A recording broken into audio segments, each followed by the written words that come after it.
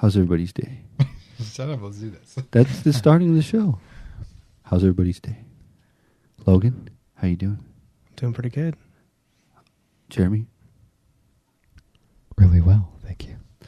So I do want to let you guys know today's episode of the OMG Wrestling Podcast is brought to you by I'mAMark.com, where you can get your official Mark t-shirt. I got Mark number 1 over there and Mark number 2 over there, wearing both shirts. My name's not actually Mark, it's Jeremy.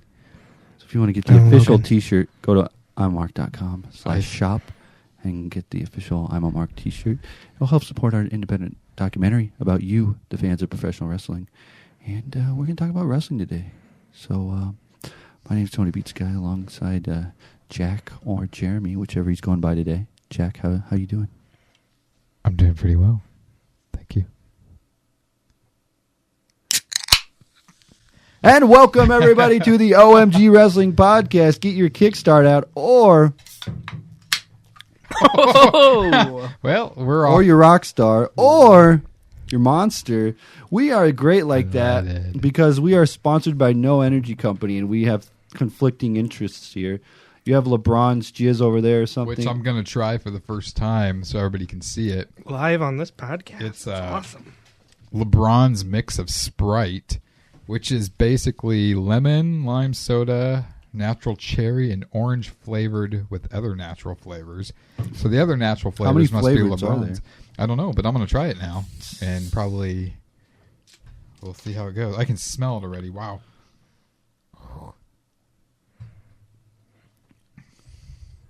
Not bad. Not something I would chug, but anyways, let's talk about wrestling. All right, guys, this is the OMG Wrestling Podcast, now available on iTunes. And the good thing about iTunes, if you subscribe over on iTunes, it'll download directly to the podcasting app over on your smartphone, your iPad, your iTunes, whatever you want to call it. And all you got to do is go look OMG Wrestling. You'll find it. It'll be like the first thing that pops up when you type it in. And it's cool because we post that up before we actually post it on YouTube. So you can get the exclusive first cut of it, and then you can come back and look at our awesome faces later. So It's something cool. And we have a lot of stuff to talk about. Again, I do want to, in a serious tone, thank everybody that came out for WrestleMania. And that was step 1 of our documentary. We had step 2 of our documentary this past weekend at 3XW. Want to give a big shout out to Mad Dog. He let us film, and he was very good. He's cool about it. He's like, just film whatever you want. I don't even care. Just don't get run over. And I was like, hey, that's pretty cool. So got a lot of interesting stuff there. Almost got arrested, but we won't get into that. But that was fun stuff. So Mark's documentary is coming along awesomely.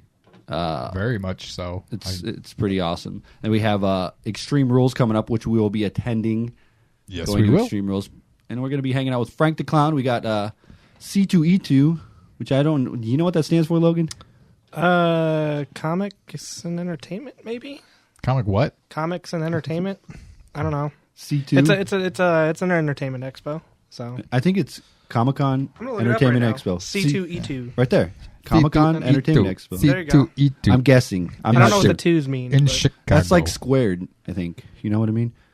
Know what I mean, Gene? I know what I mean, Gene. But we are using the hashtag on Twitter today, AskOMG, and be sure to use that all throughout the week. I know you're not able to tweet us live because this isn't a live show, but if you use it, we'll look at the Twitter feed later, and we'll incorporate that into future episodes. So if you want to ask us some questions over there, you can do that. C2E2, I got the answer. Chicago Comic and Entertainment Expo. There you go. C2E2. All right. That makes sense. C2E2. And we will be there. We'll be there, and I don't really know what we have planned there, but that's sort of the best. We have some things planned, but we're not going to talk about them. Yeah. No, I mean, it's just cool, like, going there, and, like, because you think you have a schedule, and then you get there, and you don't have the schedule you thought you had. True. Very true. So then it's a fun time. It'll be it's not like a Access, but it's going to be similar to that, right? It's really cool. They have a lot of like big celebrities there, like Stan Lee's there. They have a few wrestlers, Booker T, Jerry the King Lawler, Al Snow, quite a few people there. It looks pretty fun. I mean, Walking Dead cast. I mean, it's pretty awesome. Bigger than what I expected it to be. So. Yeah, I didn't expect. I guess Walking Dead started out a comic book, so that makes sense for them to be there. Well, it's an entertainment expo, so anything entertainment wise makes sense. But it's just I heard about it and I didn't like. I guess I've never heard of that name before, so I thought it was going to be like a smaller event, but it's huge. It's pretty big, and it's going to be we're gonna have our hands full. I guess we'll save. Kind of an honor to get media passes for it. So we'll see what we can do. It's going to be a fun time, and you're going to go up and interview some people this time. I can't. I don't have a media pass. You're going to make you. I can't. You might. I have to buy a regular ticket. No, you'll get in. It'll be fine. This bozo over here, we can call him out on this show. Okay, I'm not a bozo. Unlike these two that don't have to work, I work a day job, and they like to carry on their these two like to carry on conversations in a group chat on Facebook. We carry on either during my work day or in the middle, like early morning when I'm sleeping.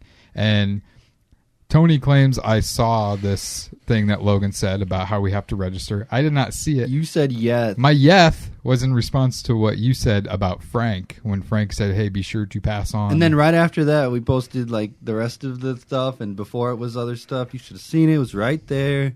I looked at it, and I did not. And I didn't ask you again because I thought you were a big boy and you could do it yourself, but I didn't know. Otherwise, I would have signed up for it. Had I seen that message, I would have registered. Well, that's how I felt at Access.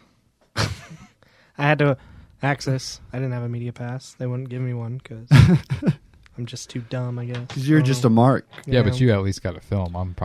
It'll probably be more strict here. Well, that's what I had to do. I just walked by you guys and said, "Hey, I'm part of this crew," and I picked up Tubby's camera, and they were like, "Oh, he must be with these guys." Don't give away our secrets, because now everyone's going to copy it. Everybody's going to pick up Tubby's camera and just, "Hey, Tubby, can I film for you?" So it's going to be fun. I'm pretty stoked about it, and we're going to go to Extreme Rules. Woo! Yeah, and the bus ride is going to be the Squared Circle bus thing. What is that? Like, what's entailing from Squared Circle?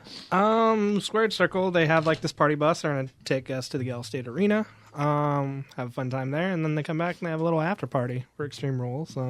Squared Circle, if you haven't heard about it, it's the restaurant owned by former WWE diva or women competitor, because I don't think she was around when they were called divas. She is a women's wrestler. Victoria. She was like Maria Veron. She was like one of my first like wrestling wives back in high school. It must have been that booty. I don't know what it was about her. She was just different. Like all of us buddies like would have. We each got to pick a girlfriend, a wife, and a mistress. And freaking Victoria. Victoria was my wife. Kill? No, this was like all positive stuff. We weren't killing anybody. But mine was Victoria was my wife. Tori Wilson was my mistress, and I can't remember who my girlfriend was, but yeah, I had a thing for Victoria. You can have a wife and a girlfriend at the same time. In our world, you could. I was pretty sad when she retired here in Omaha. It was here in Omaha. I was excited that it was here, but I was sad at the same time. I was a smart. Still kind of am, because I was like, okay, I know she's going to be done after this. I knew it wasn't part of the storyline, so it kind of made that bittersweet. But it was cool when she kind of like changed the landscape of divas at the time she had the hand. Yeah, that was awesome. I loved her Widowmaker, or yes. is that what it was Widow's called? Peak. Was it Widow's Peak? Yeah. That was an awesome finisher. Like, I'm surprised nobody's using that. And then she had to manage Stevie Richards, or Stevie Richards managed her, I think, is the way that it worked out. And then we worked with Stevie. So, in a way, it's all full circle. I mean, it kind of is. Like, we know Victoria through Stevie and this weird world. And Stevie still uses your intro on his show, by the way. I know. I've been seeing that. It's so crazy. Yeah. Logan made this intro for... It was for Magnum Pro Wrestling. It was it was stock, really. No, it was hilarious, though, because he made this intro, and then he's like, for Magnum, and he's like, can I have that? And I'm like, oh, we can make you something better. He's like, no, I want that one. That's the one I want. So we're just like, yes, Mr. Richards? That's the one, Mom. It was basically a stock thing that I slapped his logo on and tweaked it a little bit, and he loved it. So I'm honored. I'm honored. Take more credit for it. You should. I'm humble. Call him up and tell him that you want like royalty fees every time he's used it. You get like $5 or something. Every time he uses it, it's a Magnum booking. There you go. I'll take that at any time. Actually, we'd have to like have an expiration date on it. Yeah, but we have a lot to talk about here. Yeah, I kind of want to talk about Raw. Raw was in London, right? At the O2 Arena. The O2 Arena again. And WWE being their stereotypical racist, WWE has the car and the phone booth again. It's like every time they go over there, they always have that. What is the deal? What's the deal? Wow. Well, it's part of their culture, I guess. I don't know. Do they do anything special when they go to Japan or anything? Yeah, they have the big, the Japanese flag or the circle. You know, the big. And then like they have 2 chopsticks like this that they walk out under. Yeah, they do. And then Raw's new theme is. That's the. What do you think is like wrestling over for like the Japanese Chinese crowd and stuff? Because dirty knees. Look at these. They're so quiet. Like they will not do anything until like a spot fest is done. And then they're like quiet. Weird. That reminded me of like when the JBL promo. When he was doing the T-Rex promo and nobody could understand him. And he's fighting a blow-up T-Rex. He was like drunk in the middle of the ring fighting a T-Rex or whatever because he got tranquilized dart in his ass or something. I don't remember what happened. It was his neck, but wasn't it all like fake? It was fake. It was fake, like, but... not like... I mean, like, he was faking that he got... Yeah. So he could get the Big Show out there and then beat him up. The longest I've ever heard a Japan crowd was when Hideo got signed. Really? Yeah. I didn't like... The press conference, they were pretty wow, Hideo. That's or yeah. Kenta. I would just think like as a performer in the ring that would just throw you off your game because it's like I know a lot of the guys feed off of crowd response and if they're not doing anything, I mean it's just I would be like what the hell. The thing that's cool is like when the Bullet Club is over there in Japan, they can just cuss in English at them and they don't know what they're saying, so they just throw cuss words around. And well, speaking of which, I mean, what did you guys think of the New Japan crowd at the more recent that one show they did? Wrestle Kingdom? Yeah, Wrestle Kingdom. Yeah, I mean I've seen it, but it's just like that's how they are. They're just quiet, and then they're like Hideo, Hideo, Hideo, and they get really. And then like if the Americans are over there, usually on New Japan, the Americans cut promos like, "Next month, I'm going to take your title belt. You suck. I'm good." That's how their promos are over there. It's pretty funny. But, yeah, that would be kind of nerve-wracking to go over there and do that, especially over there in England when they don't understand us. You know what I mean? It was a joke, kind of. I know. Well, yeah, so this is the time where they push all their, like, foreign wrestlers, like Sheamus and William Regal probably will. I don't know that if it was me, I would keep Sheamus off the card because he's a heel. He's a heel, but they'll just chalk it up on commentary. Oh yeah, he's just in his hometown, so people love him. But the internet was abuzz today as Finn Balor posted a picture of him in the phone booth, and it said like, "Hey Vince, do you hear me?" or something. And it was like everyone was like, "He's coming up to the main roster today. He's going to be on Raw. He's going to debut." Oh my god! I looked at the results. Was he ever? He wasn't on there, no. But everybody was like, "Oh my god, Finn Balor's coming up." I just don't understand why people want him to go to the main roster. Not yet. It's just because he's good. Yeah, but that's the thing is you're really good on NXT and you're probably really good on WWE, but the way the programming is on WWE, you won't be as good. But you'll be held down. You imagine like the pay though. The pay is so well. Yeah, that aspect for the wrestlers. That's and it's got to be such a. It's got to be such a like a. I don't know what kind of word. It's not humbling experience for him, but like going from New Japan where they like paid him a whole bunch of money because like the Young Bucks make killing over in Japan. They just pay him lots of money because they're like most popular. And he was in the Bullet Club at the time. He was like the leader of the Bullet Club, and then like taking that pay cut to come to WWE, I'm sure is like it's crazy. That's somewhere I believe that they actually do get a bigger paycheck like the vets. Like I know Kevin Owens has a bigger paycheck than the Nat. That's because Kevin Owens does whatever he wants. Triple H is like his best friend. Hideo, Finn. I mean, they all got kind of a special contract in place just because they're vets going into a developmental indie territory. Vets get higher pay. Yeah. So, and I mean, the newer, like the green talent there, I know they make basically an average paycheck. Really not much than what we would make in an average job. Well, I don't think it's going to be too much longer before NXT superstars will probably get paid the same amount as the main roster because of its popularity. See, I'm kind of against them getting merchandise and action figures and stuff. I don't think they should get that in NXT because merchandise. You don't think the whole point of getting the whole point of making it to WWE in the main roster is so that you can get all that, right? Yeah, I would give them T-shirts. But I understand where the popularity is there, and they're going to make a killing off of it. But do they have action figures for them? yeah, in there's NXT? a Sami Zayn one that just came out, and like I didn't know that. I can't remember who else there was. I think it was just a Sami Zayn one I saw, but I can agree with that, but like you said, T-shirts. They should be able to sell T-shirts. I mean, That's like an indie wrestler. You have T-shirts. Yeah. That's another way for them to make kind of like what's the word? I can't think of it. Have them better, supplemental income with it just T-shirts. It's kind of a double-edged sword. I don't know. Like you want them to not be. I don't know. It's just. I guess it's like the B show now. I don't know. I kind of see it both sides, but I'm kind of like they're not on the main roster yet, so they shouldn't get it. And NXT? I'm not in the main roster. But I guess NXT isn't really developmental anymore as no, Triple it's its H own said, brand. So. Yeah. But it's still kind of one of those things where it's like, I don't know.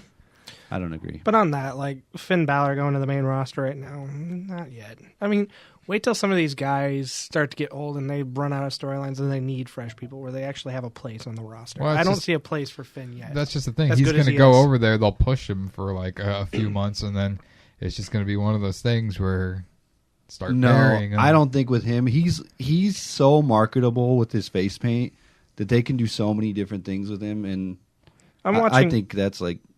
I'm watching Adrian Neville closely. I mean, that's kind of my opinion right now on that. Like, let's see what they do with Adrian Neville before they push anybody else. I kind of said at first that he got buried last week, but he didn't. In hindsight, that is kind of cool if you think about it. Like, it's one of his biggest Raw matches. He went against the World Heavyweight Champion. One of his biggest Raw matches. One of the two. One of the two. No, but really, like his second match on Raw, he's fighting Seth Rollins. Well, yeah, I mean, he was going to have a squash match on his debut to make him look good, and then he has.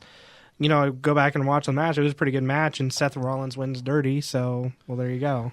Well, like I said, time will tell how it goes with him, but I think it's going to be the normal WWE way of doing things where you have somebody talented, but you're going to hold them back because you don't want somebody to overshadow John Cena. So I think it's different with him, too, because he doesn't have as polished mic skills as some of the other NXT guys, so I don't think he'll succeed as much. You know what I mean? Neville? Yeah. Well, the one thing I am glad is they didn't do their Mighty Mouse gimmick with him. He like did they were come out with talking a cape, though. He had a cool gimmick. He has a cool look on the main roster, and I think he has the tools to succeed. It'll be they're doing it smart now by showing his wrestling and not like putting him in like promos or something, like burying him by having him cut a promo day one. Well, and that's the thing where I kind of think about this is kind of another news story, the new NXT class with a bunch of people from other countries. You look, they have great in-ring skills, but how's it going to translate when they do promos? Because you think of a lot of these guys kind of have broken English or they just kind of cut promos differently. How is that going to phase them on the main roster? Like their charisma, their mic skills. Look at somebody like Hideo, like very talented guy, but as you can see at NXT, he has a lot of broken English. He's still learning it. He sounds pretty good, but would he be threatening in a promo? Like that's why you just let his wrestling. And that's the thing. Does everybody need to talk in WWE? I don't think they do. But that's just the thing, though, is like to make it in WWE, you have to be all around. You have to be good on the mic, good in the ring. Outside of the ring, you have to be a good representation of WWE. But I don't know. I'm giving WWE, the more I thought about it over the last week and stuff like that, I think back to our Mania trip, and I know our last podcast I was pretty negative, which I still think that the Mania card was the worst part of the trip, but the experience was awesome. I still have yet to watch Mania on the network. I don't really care to, just because, I mean, I seen the matches once. I don't need to see them again. There's nothing about it that I want to see, but I mean, I understand why WWE does a lot of the stuff that they're doing, and I mean, like we've said, the whole production side of things is what really just impresses me, and successful for them. Keep doing what you're doing, I guess. Do you have expectations for Extreme Rules? No, I don't like the fact that I think they need to get rid of Extreme Rules because there's nothing extreme about the matches that they do. I mean, the most impressive thing that we're going to see is somebody getting jabbed in the stomach with a chair, and then they'll take a chair shot to the back. That's their idea of extreme. Yeah, well, it's just a different time. It's PG WWE, and they're trying to extend the life of the wrestlers is their whole big thing. Which I won't get into that again. Why? Extending the life of the wrestlers. I mean, I'm not saying let's go out there and freaking throw them off the top of the Hell in the Cell or blood every match, but NXT again. They are freaking fantastic. Like, if WWE could just do that, We're talking about Extreme Rules where there's gimmick matches. This is like, I don't know. We're gonna have Dean Ambrose do an elbow drop off a ladder. Probably that's gonna happen. And have another monitor explode in his face. Probably so. But I mean, as far as going back to NXT talent, we're gonna talk about like they did have a new class of performance center they had come up. I think the only guy out of it that I noticed was Uhaa Nation, which is this big, huge, muscular black dude. He looks like Bobby Lashley, and he wrestles like Evan Bourne, or Matt Sydal. So it's going to be pretty cool if he comes up and they let him do what, it's kind of like I guess this isn't really they're not really in the WWE yet. They're at the first step. Yeah. They just go there and then they hang out and meet. Is that how it works, or any idea? I don't know. On the Performance Center, I know that they'll probably do some ring work. I don't know what they do when they get in there. But yeah, you won't see him on NXT anytime soon. Is it the same Performance Center that WWE superstars go to, or is this like a separate one that's just made to get them groomed for NXT? They have it. It's like the one in Florida. That one. Anybody that's on NXT is still part of the Performance Center. It's just your level of class, basically, where you are at in your training, I guess. Or if they want to push you, So and I heard that indie guys also just go down there to visit, and they work out with them for like a couple days. They open up the doors leave. for that too. Yep. So it's pretty cool. So interesting. Oh, we'll see. When is this class supposed to start? I think they have started. They just put the picture up today. Well, when do they if they're good enough, do they start overflowing into the NXT roster? Probably at least not for another month. It's probably based. It's like an individual basis. Yeah. Depending on how the certain athlete is performing. Where they need to fill the roster. This guy's ready. This guy's not. I say Uhaa Nation would be a good replacement for Adrian Neville. Now that Adrian Neville, he'll fit in that. Once one guy goes up to the main roster, they pull another guy, and it's pretty interesting. I don't remember who said it. Somebody said it on Twitter. Everybody's going to be 6 foot and under in WWE now. Yeah. Because there's no giants really in NXT. We're moving on. Just what's his face with Enzo Amore? Big cast, and you can't teach that. He's a big dude, 6 foot. So it's going to be a different class. It'll be all Chris Jericho's running around and stuff, which is good. That's always the. I'm just picturing a ton of Chris Jerichos. All these Jerichos running around. That's the body type that I've always liked in WWE. Is that you sicko?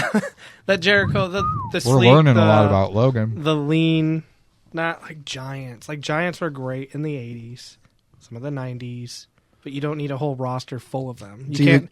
Right now, the only giant that I accept on the roster is Brock Lesnar. His Big Show.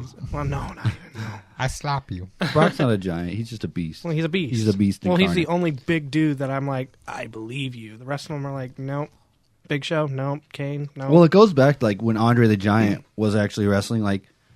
When they used to do those shows, because they didn't do a Raw every week. When you saw Andre the Giant, it was a special occasion. It was that guy is huge. He's the biggest freaking dude in the world. But then Big Show, you see him every week. You're get off my TV. I've seen you for years. Big John Studd. You had really big guys back then. Big John Studd, he never really looked big until he was standing next to somebody. In just pictures by himself, he doesn't look like he'd be a big guy. Right. But then it's you see him in wrestling matches and you're holy shit, he actually is pretty damn big. Well, look at the big guys besides Big Cass, how they move in NXT. They just kind of seem out of place. One of the big people that I think of is Bull Dempsey. He's one of the weakest links on NXT in my opinion. Yeah. And I guess you have Baron Corbin. He's pretty big. But he's a tall, sleek, big. Tall, big is okay because he has that leanness about him. So if they're Kevin Nash, it's Big John Studd, Big Show, and according to your hands, he's got big jugs. King Kong Bundy doing the jug thing. Yeah, Baron Corbin's got big bazooks. But yeah, I don't mind tall. Tall is good. It just sounds like you're trying to pick out a date. You're they could be not too big. They got to be tall, and then. Well, we know his dream one is Chris Jericho now. So. Yeah, not Jericho, man. Does he sleek? Is that the word you? So what do you guys think of his podcast? Break the walls down. His podcast was good, but not. See, this was not a thing, watchable. This was a thing with his podcast. So he was staying to his format, whereas Stone Cold didn't. When Stone Cold.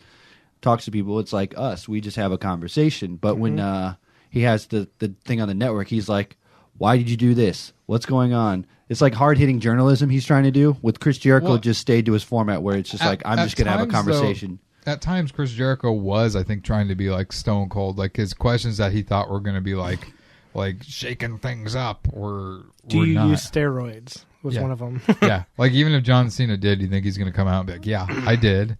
Yeah, I did. I mean, yeah, I'm on him right now. I mean, I need to take a steroid break. Hold on. His biggest question to him was like, so is it going to happen? Are you going to turn heel? And it's like, that's really not like up to him. And I really don't think that's the big thing. And like John Cena said, it's just like people boo me already anyways. So Yeah. I think me and you were talking about it. Like if we were at a bar just hanging out, like listening to them talk, it'd be cool like that. Yeah. But to be on the network as a and like I said, also like I think if I would have had my headphones on, listen to a podcast or whatever, like on an airplane, it would be fine, But for it to be like a network special, you're expecting something that's going to be like hard hitting, like, oh my God, I can't believe that, and they didn't get that with this podcast. I don't think. No.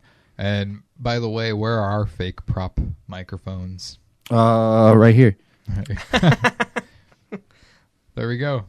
We're gonna set this here just for looks, so it looks like we're using. Hold on, go get the lapels first. Yeah, that's the thing. I think it's funny that they have the podcasting microphones. I know it's for they effect, have the lapel mics on. It's just for the effect, but yeah, well. But I think they should.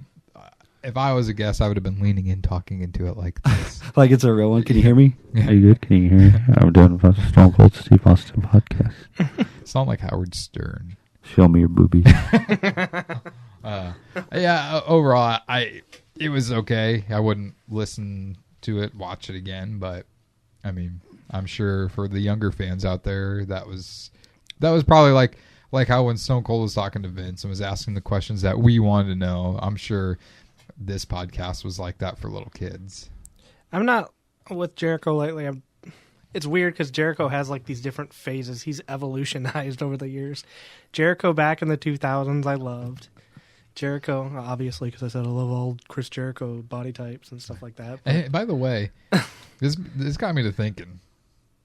Wasn't it a Chris Jericho action figure that his kids found in his bedroom when we were over at his place? It was The Miz. Oh, it was The Miz? Okay. Well, The Miz looks just like Chris Jericho. Got the same build. He probably swapped the I was Miz's like, head. it's all coming together now. He probably put the Miz's head on a Jericho action figure.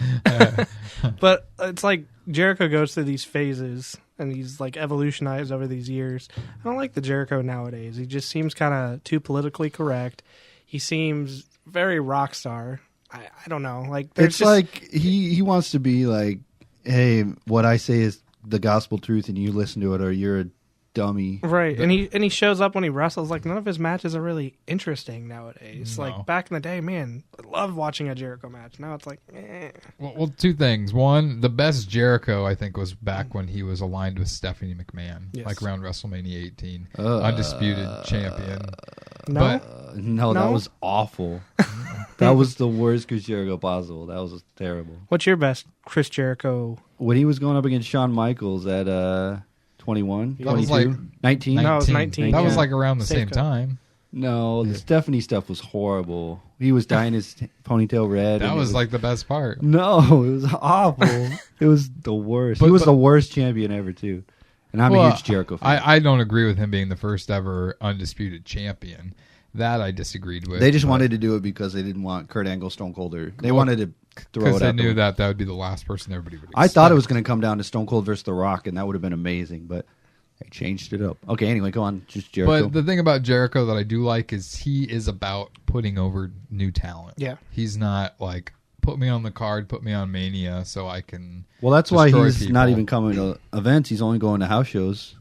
Is Well, because or live events, they call them now. Well, I heard he was pretty pissed when he did the Fandango program. He was pissed that nothing became of that. Yeah. Like he came over to put Fandango over, and then they buried him within 2 months. A lot of that had to do with Fandango himself. He didn't really roll with it. The night Right. after, like the whole crowd he could have really went with it. And I know, creative told him a lot of what he needed to do, but I didn't really see him making any efforts to try to like go above and beyond what he could have. So I mean, I think Jericho gave it what he could. And See, the thing was, he had like the gimmick that was like unique, but he needed to go out there and put on like a 5-star wrestling match, and that didn't happen. Nope. Right. And like, if he would have gone out there and had that awesome match, I would have, bought the character. But it wasn't that. And now they changed his music, which sucks. He did bring it on Raw. New and improved They played it on frontline. Raw, They did? and everybody went crazy for it Really? because they were in London and they wanted to be crazy. So like, da da.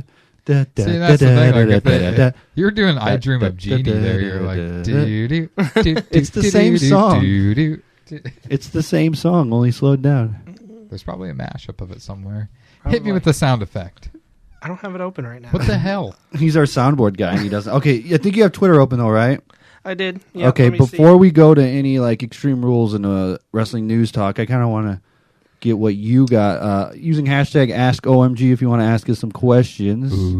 Well, I know we get this a lot, and we really haven't established it yet. Let's just kind of get it out in the open. Any official release date for Marks? 2016 TBA. I'd say late. I said probably DVD. fall of Fall of 2016. To be 'cause, determined. I mean, we're going to wrap up filming at WrestleMania 32 and then give us a few months to get it edited together. We're Although reviewing footage as we go along, so we'll have a good idea. But once Right. we have it wrapped, we'll just kind of see how it all fits together. And I mean, just the stuff that we got this weekend was like, it's incredible. It's Things classic things are stuff. just like falling into place for And this remember, documentary. we are like 2% yeah. maybe done with the movie. Like, I mean, we're going to our third phase or our third event in a couple of weeks, Extreme Rules, and but yeah, that teaser was just a teaser. It wasn't like, this is the movie. Like, we're not just, our movie isn't, this is Frank the Clown at Access. Well, no, this is the thing too about that teaser. That was after day 1 of filming out there. Yep. Day 2, we got so much good stuff, and that was edited together by Logan here, for school, and he did. Oh, Jesus, Sorry, he just I was adjusting my uppercutted mic. the microphone in my mouth. But yeah, so I mean, just think of what the other footage that we got at Access. If you were to piece together another trailer with what we have just from these 2 events we went to, it'd be mind blowing. Yeah. I mean, it's It was just one of those things where Logan was like, I made this for school. And I'm like, well, it's pretty cool looking. Can I just use it for YouTube? And that's what it was. So and you had to fight Logan for that because Logan was not. he's like, I pleased hate with it. And I'm like, just let me put it up. And It'll get that some wasn't even buzz. the full version. There was a little bit that was cut out at the beginning Yeah. too, because Logan's like, "Nope, I will not have that up there with my name attached to it." And that was Envelaji who asked that one. We got At at Envela. Envelaji. Okay, Envelaji. what else we got here? We'll take 2 more, and then we'll go back into the... Okay, we were covering NXT for a while. This is from Justin the Man 87 at Justin the Man 87. Do you think it would be beneficial if NXT expanded their show to 2 hours? That's actually a really good question. Aren't their specials 2 hours long? Yeah, their specials are 2 hours. Now, I don't... I think they do very Am I gonna- very well with their hour spot that they. I was going to have. say, I don't know that it would be beneficial for them to go to 2 hours, considering I am very captivated in a 1 hour time. I think they are the best wrestling program at time management. Is that one? Because there's no like, we're going to waste time cutting a promo. It's like, you got to get to the point of these stories, and they do very well at. Well, also too, don't they tape several shows at a time? Sometimes, depending on what's going on. I think that would, if they were to expand to 2 hours, I don't think they'd be able to tape more shows. By having just an hour, they can put different people on the different shows, and I mean, because their matches aren't by any means like a WWE match, just like 3 minutes long. They're at least 5 minutes long or longer. So, but you're captivated and entertained. Right. Like week after week, you at least take something from that show. Like, okay, I can't wait for next week, and they plug it. It's the flow of everything. 1 hour is perfect for them, and the 2 hours for their special, perfect. The only problem I see with that is that you watch 1 week and it's like you get this half of the roster, and then the next week is like the other half of the roster. You know what I mean? Yeah. Right. Where they're like, Sami Zayn's going to be off TV, and so then they can fill it up with Kevin Owens or something. You know what I mean? And what you think about it, they do tape about a month and a half worth of programming each month and a half. And there's just trying to get the whole roster on the card too. And it translates kind of weird on TV, but I see from a live standpoint where it works out. But They did a really good job last week with the Hideo Itami thing, because they Yeah. really put him over, and like they haven't been putting him over very much since he came in. They made a big deal out of it at first, and then he kind of just I'm sure he and gained a now- lot of fans from that special alone. So. Well, I mean, I wasn't completely sold on him, but after watching that, I was like, okay, I can really kind of get behind this guy. I mean, like I said, the only thing that would benefit would be you would get the full roster on, but I do like the format of the 2-hour specials. Make it seem like it's cool, and like they're very great at time management, like I said. So I don't know that it would be beneficial. I don't think that it would hinder it, though, at all. I don't think it would kill the product. Regardless of what they do, if they decided to go to 2 hours or didn't, they would kill it. They'd knock it out of the park regardless of what they did. Wasn't that like how WWE kind of started off? They had 1 hour Raw, and the pay-per-views were about 2 hours. Yep. 2.5 hours. Then they went 2 hours, and the pay-per-views went to 3 hours. Now Raw is 3 hours. You just have so much Pay-per-views are 3 content to hours. fill, and I could see from a writer standpoint, from what we do in Magnum, if we had to put that much content out every week, it would get stale. It would get old. Well, this is the problem with Raw, though, is by going 3 hours, a good 45 minutes of that is just promo packages Right. and replaying 5 times what happened at the start of the show. So, I mean, if NXT did anything, 2 hours should be their time limit on anything they do, even their pay-per-views or special shows, whatever you want to call them. And we're talking like just Raw. You got 3 hours of Raw, you got 2 hours of SmackDown, you got an hour of Superstars, an hour of main event, and if it's a pay-per-view, 3 hours. So that's all. Plus that another program- hour of Total Divas, which I guess is separate from. It's not the same writers. But, No, that's E. but who it's writes still that one. another show. But that's a lot of content to put out, and that's why SmackDown became what it is, because the writers are like, well, we're not going to write anything to put anything over. We're just going to steadily progress it. Like, we'll just rehash what happened on Raw. Right. Like, oh, this guy hit him during this match. Well, okay, they'll have their match on SmackDown. SmackDown's about the wrestling. Right. SmackDown's more of a wrestling show, and nobody really cares about Superstars and main events unless you really like watching a lot of wrestling, because there's no I'm sure there are. Superstars and main event. It's 2 matches. It's to put over couple what matches happened on and- Raw and what video happened on packages. SmackDown. Yeah. But so let's kind of. Unless I you was want going to to say, continue, I was going to say something like, I'm going to throw my own question out there. What was it? What the man? What was his name? John the Man? Was it? It was where are we at here?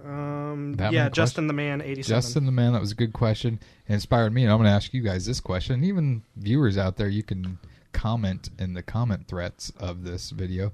Do you think NXT should bring a secondary title into the picture, like an Intercontinental title?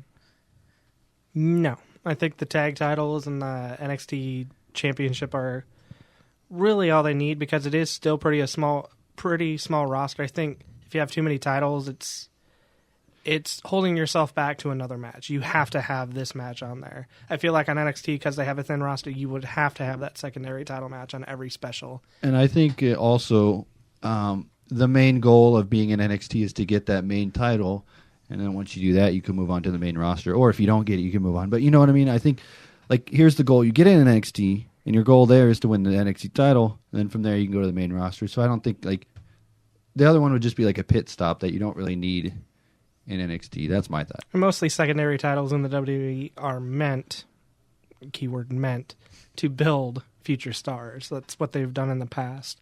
You can kind of see they're trying to do it again. I can see but it. I think John Cena and Daniel Bryan have a bright future ahead of them. Hall of Fame careers right there, I bet. But I think they don't need one, because it's just another thing just to put on TV, like Logan said, where you don't even see Kevin Owens wrestle every week for I'm the in title. full agreement with you guys. I was just a question I thought of that I guys, thought I'd ask. So, but you also forgot to mention the Divas title there. Oh yeah, Divas title. But that's That's a given. that's weird, because the Divas in there, and it's not even Divas, it's Women's Championship Yeah, there. That's probably what it is right there. Is they're actually women's wrestlers, they're not divas. But that's what I look forward to. I can't remember who tweeted it. I think it was one of Tony's friends, or maybe even Tony, where they're saying Tony has friends. how it's kind of the Man's got opposite when you kids. watch like Mania, for example. You use the Divas match as a restroom break, but when he went to the NXT live event, he's rushing from the bathroom to get to the Divas match. Oh yeah. So That wasn't me, by the way. Okay. I wasn't at NXT, so Yeah, that's I true. didn't. I missed that one, but What do we got for another question? Do you got another well, one? no question One more? yet. You said 3 questions. That was Yeah, only but 2. you were we started talking about how SmackDown was a secondary show. yeah. I wanted to talk about in 2016. I Two see things where are you're happening. Going with this. We have Tough Enough making a return, which I don't know how that's going to play out, because I don't think they did the TV the actual send in your tape thing. I think they pulled it from Performance Center talent, if I I'm think correct. so, Isn't too. NXT technically like a Tough Enough? Yeah. But it's not because they're going to do the whole show again, which I like the show. I'm a fan of Tough Enough. Then the winner will do absolutely nothing, and it would be like all the people that were eliminated that come back. And we get can jobs. only hope that Triple H is spearheading the Tough Enough series, and that would be cool. And we can only hope that he's Take a bump. Exactly. He's there to tell him to take a bump while chomping guns. But I like the Gum. concept of it. I just like the reality show of it because they do other stuff besides just wrestling, and it's like you got to run up a mountain full of rocks and try and not fall down. And that's pretty fun. And then you can throw have Taz chew you out. you can throw bread on the ground. What? Oh yeah. What did Maven say? He's like, I will buy the bread if you spike the bread, and yell touchdown, huh? Touchdown, I will buy huh, the bread. It was and just then the whole time spike was it. the whole time was I will buy the bread. I will buy the bread, and he like I will said buy the bread. 100 times. I will buy the bread. Can And we then make I'm- a shirt that says I will buy the bread? I'm surprised Maven probably has that out I there. will buy the bread. It's probably on Pro Wrestling Tees /Maven. If not, Pro Wrestling Tees make that shirt. I will buy the bread. I will buy that shirt. So I'm looking forward to Tough Enough. I think they're going to be Tree in here. maybe that most recent crop of Performance Center guys could be on it. Or did they already tape it? Do we know? No, I think they're making this very interactive this year, so I think a lot of this stuff is going to be semi-live. Great. That's kind of the format they're going Are they, for. oh yeah, they're going to go with like audience decides who gets No, kicked off. I hate when shows do that because it has nothing to do with the talent part of it. It's People like Daniel popularity. Bryan would win. And it's going to be a WWE app poll too, and you know how good those are. Those Well, always fail. Like, I've lost any hope for Tough Enough now. but it'll be exciting. I mean, it's just the reality show of it. I liked. I even was a huge fan of Legends House. If you guys ever watched that series, I've never got to watch any of it. I really need to though. It was pretty entertaining. I think it's fun. Like, just they need to do more reality stuff on the network because it's really, really fun. Like, Isn't Mean Gene like a pervert on that yeah, show? he hits on like every girl on the show. The main host girl, who's pretty hot, he's like trying to make her a drink and fills it straight with vodka, like all the way to the top or something. It's pretty funny. Now, I'm pretty good at telling if like reality shows are like scripted. Is that at all scripted, do you think, or is it? Tons of scripting in that. I mean, it doesn't matter. It's I mean, funny, they though. took their characters and I don't know. You could tell a lot of stuff is scripted in it, and they I like the use their characters really. I like the well. Tony Atlas getting in fights one all the time. He Yeah. just got in a fight with everybody. Is Hacksaw on it? Yeah. Does he talk like a tough guy in it? Him and Tony Atlas started fighting the whole time. Yeah. And he said that. He said, you acting like a tough guy around here. My favorite episode as a filmmaker is when they had to make a commercial, a local commercial. Did you saw that Yeah. episode? Yeah, they had a challenge where they had to go to these local businesses and they made a commercial for them, and you saw them going from point A to point B, and it was messy. I'm hoping they do Legends House 2 with like Hogan and Flair and stuff. Yeah, and that would right. be great. WWE would be broke if they had them on a reality show. You'd have to pay Hogan like $55 billion. Hogan would fit for that sort of show. He was on Hogan Knows Best. I know he was on Hogan You Knows can rub Best, oil but on Brooke again. can you imagine him like? He was probably the guy everybody hated backstage in the 80s and 90s because he was the one who was on the top. Everybody wanted his spot. So maybe it could be some good programming, but I don't see it My happening. favorite episode of Hogan Knows Best is when they go to like the Spanish part of town and Hogan's trying to order a sandwich and he's just trying to speak Spanish. Yo, brother, can I get a sub? Or See, whatever he said. The only way Legends House 2 would be good, it wouldn't be possible because most of the guys that would interact the best with Hogan and Flair have passed away. Like Ultimate Warrior, Macho Man Randy Savage. If how many are in Legends House? There's like 7 or something. 7 or 8. 8, yeah. I mean, you throw Dusty Rhodes in there, then that can do. That would be Dusty great. Rhodes. Dusty, Flair, Hogan. You can have like, I don't know what Giant Gonzalez is up to, but you could come back. I bet you like half the people don't even know who he is. He's the guy that wore that naked suit. Remember when they added fur to it? It was naked, and then they put like fur on the shoulders, and like I even think in the pubic. They made a region. cod piece, yeah. Put Luger in there too for the Oh, God, no. Christian standpoint. Man, It would be pretty heated, I think. So. I was going to say put Bobby Heenan in it. But Oh. not touching Ooh. that.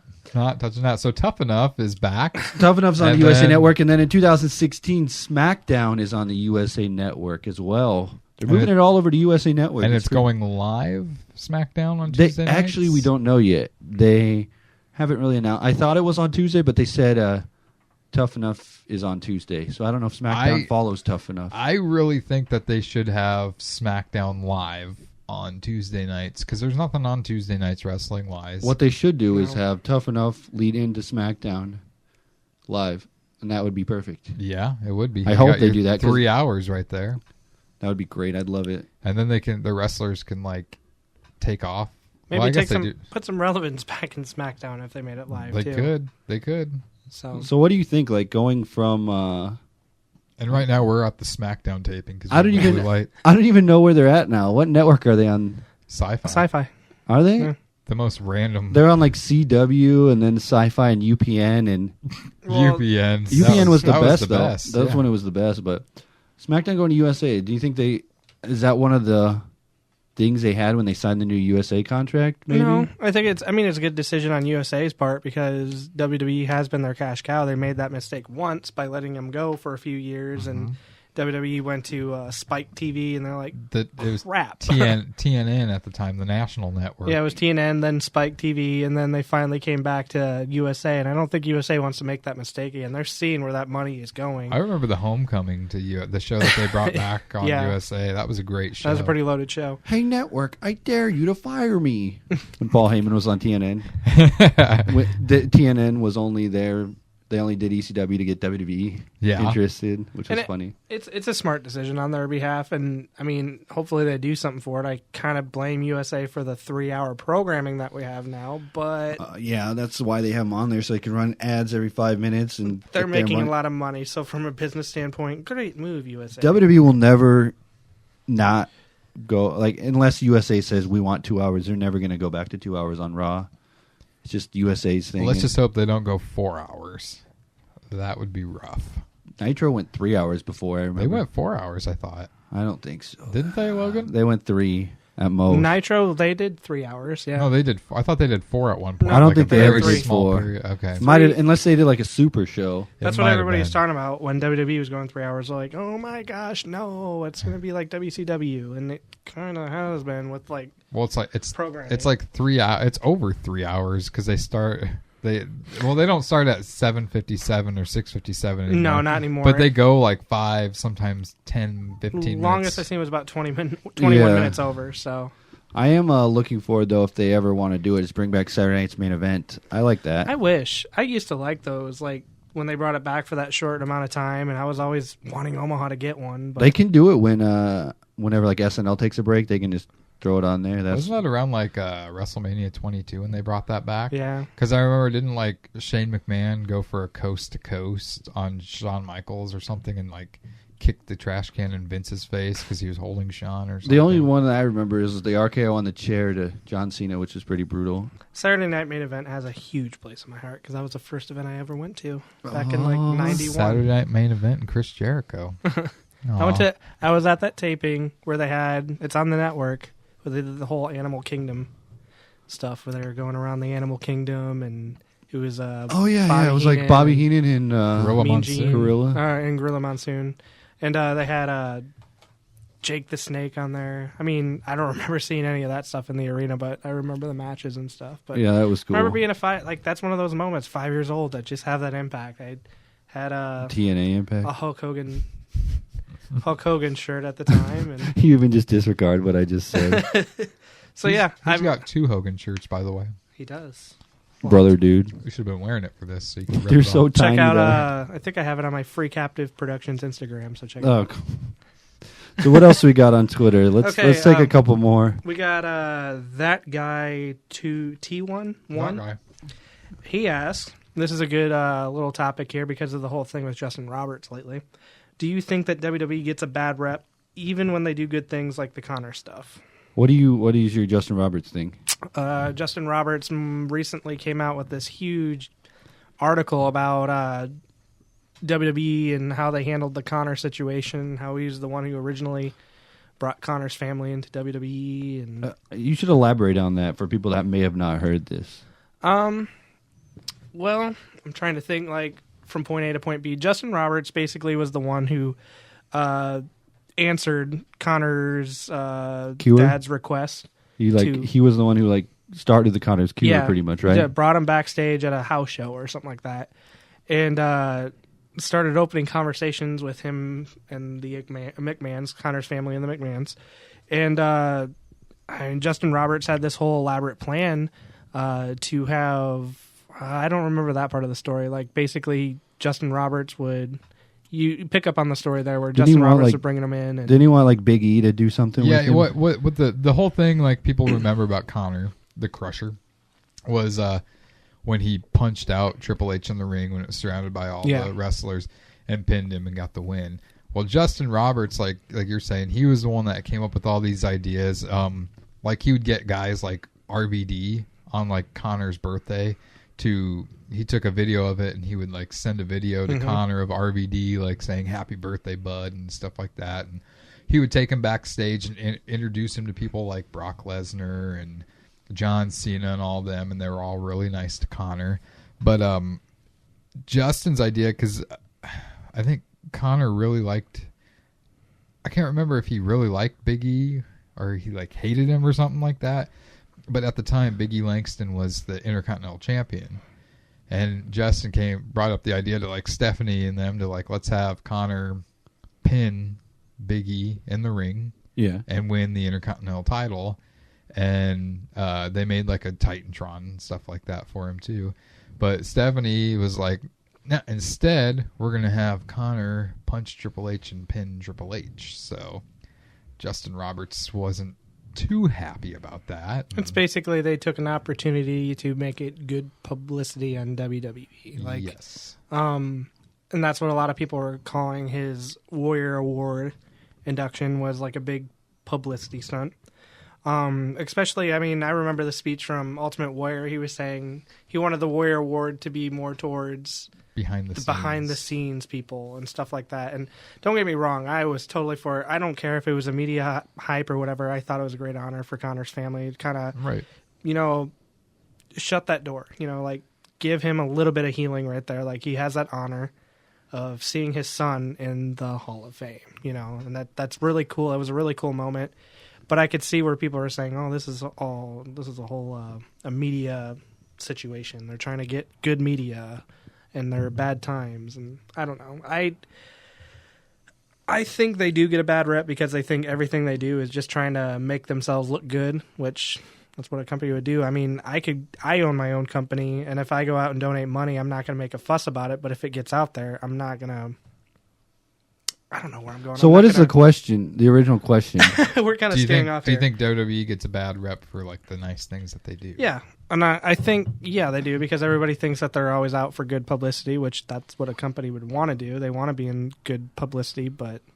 I think there's a lot that we don't hear about that WWE does that they don't... Well, they like CM Punk said he did just as much Make-A-Wish as John Cena, but they never showed any of them.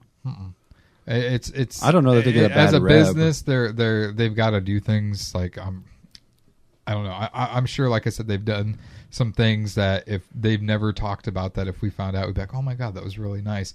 But at the same time, like the thing with like Triple H having to step in for Connor or whatever, because he probably feels that it'd have a bigger impact on the audience than having him pin Big E Langston. Well, to some degree that is true, but I don't know. Regardless, it was a cool moment. It was a cool moment, and I don't think they're getting like a bad rep. They might. There's probably naysayers to everything they do, but I mean... Well, do you think Justin Roberts' thing was really a bad thing on the WWE? He was just kind of telling his side of the story. I heard, before I read the thing, it was just like, Justin Roberts like lays into the WWE and stuff like that. And I'm like, oh my god. And then I started reading it, and it's like I kept going, and I'm just like, I'm expecting, okay, this is going to get worse, but then it's like, it just ended. I'm like, well, that wasn't really that bad. And so I don't think he was bad-mouthing WWE that much. He was just kind of expressing his displeasure because he was the one that kind of got Connor involved. But it's the same thing like the WWE and their Be a Star campaign. I mean, yeah, it's great that they're against anti-bullying, but are they really the right company organization to tell people not to bully, and then they have guys bully each other on TV? I mean, they've been doing this for years. It's not anything new. Like the PR stunts are just what they do. Like you'll see them like WrestleMania reading they do every year, where they go with the kids and they I don't know if they read a book or something. Superstars will be there. Yeah, it's like they choose from these like series of books, and they have to do a book report and answer questions. And that's been going on forever. That was like they get front row tickets to Mania. I remember that from WrestleMania 17 and stuff. I think they did that. So this isn't anything new. I think that, they probably changed the story to their liking, as they do with most things. But it's like any big company. They're going to make themselves look good whenever they can. I mean, that's why they're PG now, because they want to be sort of family-friendly-ish. And then when they get into all these Make-A-Wish and whatever John Cena does every week. But so they just do that to make them look good. I don't think it's a bad thing. I don't care if there's a partnership with Make-A-Wish. I still think that's really cool. I love seeing those videos. That's always a cool moment for me, seeing the videos of these kids meeting their idols. John Cena gets a lot of bad rep. I don't hate the guy. I think he's very talented and he's done a lot. I just think, it's one of those things. My thing with him is he needs to know when he's at that point where he should be putting people over to build the next star, because each passing year he's getting older and older. But the coolest thing I ever saw that really changed my mind about him, I think it might have been about a year ago, was a picture of John Cena with a little girl that was Make-A-Wish, and he was having a tea party with her, and he was sipping the tea and stuff like that. And I thought that was really cool that he did that, and that somebody took a picture and it got out there for people to see. And I love like that partnership. It's like when you get big enough of a company, you have to give back. I mean, you don't always have to give back, but I feel like it's sort of in their best interest to give back, and like it's just something, like TNA doesn't do it. Like you never see Kurt Angle go and do like a Make-A-Wish on TNA. They probably should. Yeah. I mean, because regardless if he's in TNA or not, people know who Kurt Angle is. He's a big star. Like you could have him go do Make-A-Wish and make a big deal. Kurt Angle. Kurt Angle? Karen Angle. I mean Karen Jarrett. I mean Eric Angle. This is one thing too that I noticed. I'm sorry, I cut you off. So finish your thought there. Kurt Angle should go do Make-A-Wish stuff for TNA because it would be cool and they could look cool. If TNA is even still around. But they probably can't do Make-A-Wish because that's probably a WWE thing. Well, the one thing I know WWE's been doing Make-A-Wish for a while, but did anybody else notice that once Vince McMahon became a grandfather and Stephanie became a mom, that's when they really changed their ways and started becoming more PG and I think doing more. That's a lot of the thing that people don't look at is like once they became like family member or have their own family of their own, they want to make it for their family too. So that's why the WWE changed. I mean, if Vince would have never became a grandfather, he probably would have said, "Suck it." Well, and the thing too that people say is like Linda running for Senate. That was when it turned PG, but I think it was becoming grandparents that did it for them. Yeah, but that's no matter what publicity they got, she was always going to get a bad rep when she was running because they would bring up the Attitude Era every time, and that was annoying back then. Yeah, and then Vince was like, "Yeah, we used to do that, but not anymore." I mean, but the thing is, the Attitude Era wasn't my favorite era. It was the Ruthless Aggression. Yeah, yep. That was my favorite era. So all right. Hopefully that answered question. Yeah, that was a long drawn out one. One more, and then we'll talk about. Let's see. Not a long-winded one or anything either. There was one about how long. Roll Tide 71 at Roll Tide _71. How long do you think they'll keep the title on Seth Rollins? You know what? I got a question to ask you guys, and this goes out to you. Roll Tide _71. 71. I have to ask you guys this question. What do you think WWE would look like with Roman Reigns as champion right now? Because Seth Rollins going out there and having a match with Adrian Neville, he wouldn't expect Roman Reigns to do the same, right? No. What kind of what if he would have won? Because I think the ultimate plan originally was to have Roman win. What would the match be like at the pay-per-view? Would he be going against Orton, or how would that work? If Reigns won? If Roman won the title, what kind of WWE picture would we see now? We'd be in the same situation we are now. It'd be him and Big Show. It would be him and Brock probably for another couple months. And then you think Brock would stay for a couple months? Probably. But I think Seth is good for the title. I think they need to keep it on him. I think he's going to be... I think he's going to hold it for a while. He's not going to have the streak that Punk had. At least till SummerSlam. Which abruptly ended for The Rock to win, just so The Rock could I'd be pissed promote if a I was movie. Punk. At least SummerSlam, we're saying? I think he'll go to about probably the Survivor Series. And I like the type of heels like Seth Rollins. I mean, it's interesting. He's a weasel. He has like these plans, but he could back it up in the ring too. But he's a coward a lot of times. I when he's confronted. freaking love his shit-eating grin when he holds that belt and he just smiles. He's like, yeah, my foot hurts from curb stomping you. I'm not going to wrestle you tonight. Sorry. He looks like a villain, and that's what I love about him. That gives the payoff even better when they have a good face to take him out. And like, there's such a this. Go ahead. Oh, I was going to say, there's such a great dynamic with J&J Security, too. Right. Yeah. Because they're just like cowards as well. Well, it gives them something. It gives them the spotlight they never got. Yeah. J&J, because they were never main event. Now they're like with the champion. I mean, granted, they're not really wrestling, but I mean, they get their time now. But and they can take all the heat for him, like, you know. Well, and it's like they're not, I wouldn't say J&J is like cowards. They're just like henchmen that always have to put themselves out there, which one day will regret it. I know on the taping of Raw tonight, they had Kane and Seth Rollins in a match, and how it went down, Kane had to go against Seth Rollins, and they wanted to make it a good match, and Kane actually hit Seth Rollins a couple times, but then had Seth Rollins pin him.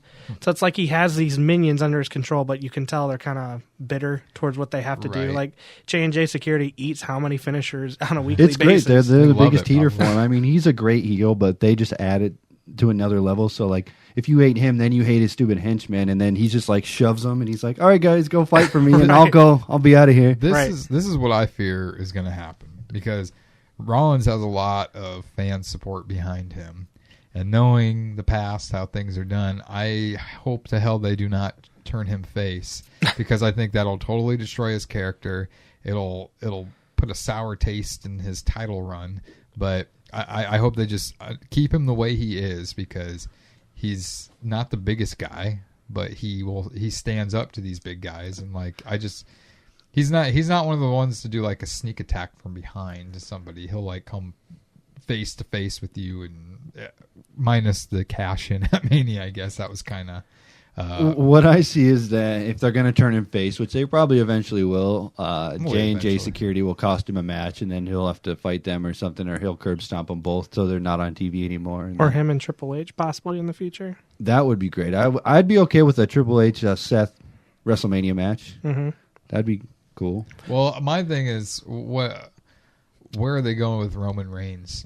Are they going to try to build him up again, like start from scratch and see if he can win the fans over again, or do they just go full bore heel with him? Right now they're putting him against everybody's favorite wrestler, Big Show and Kane, because they are one person. So they are trying to get him back on the fans' good side. They're going to have him destroy those two, and then from there he can get the fan support. You know, because it's like they should have immediately put him against John Cena, because everybody loves to hate John Cena. Well, this is the thing that kind of annoyed me at Mania, was everybody was booing the crap out of Reigns like the whole time, and then just because he sat up after taking like 8,000 suplex from the Suplex City bitch, he smiled and grinned, and then like all of a sudden like half the people were like, okay, I like him now. Yeah, because he took a beating and just kept on taking it, which.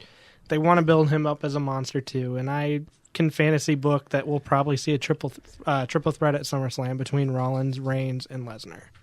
That's kind of my prediction that they're going to go for there. They'll build up Reigns throughout the summer. Rollins will keep on having his heel turn, or his heel run, should I say, and they'll get to SummerSlam. Reigns would be like, "Okay, I went through all this. I want my title."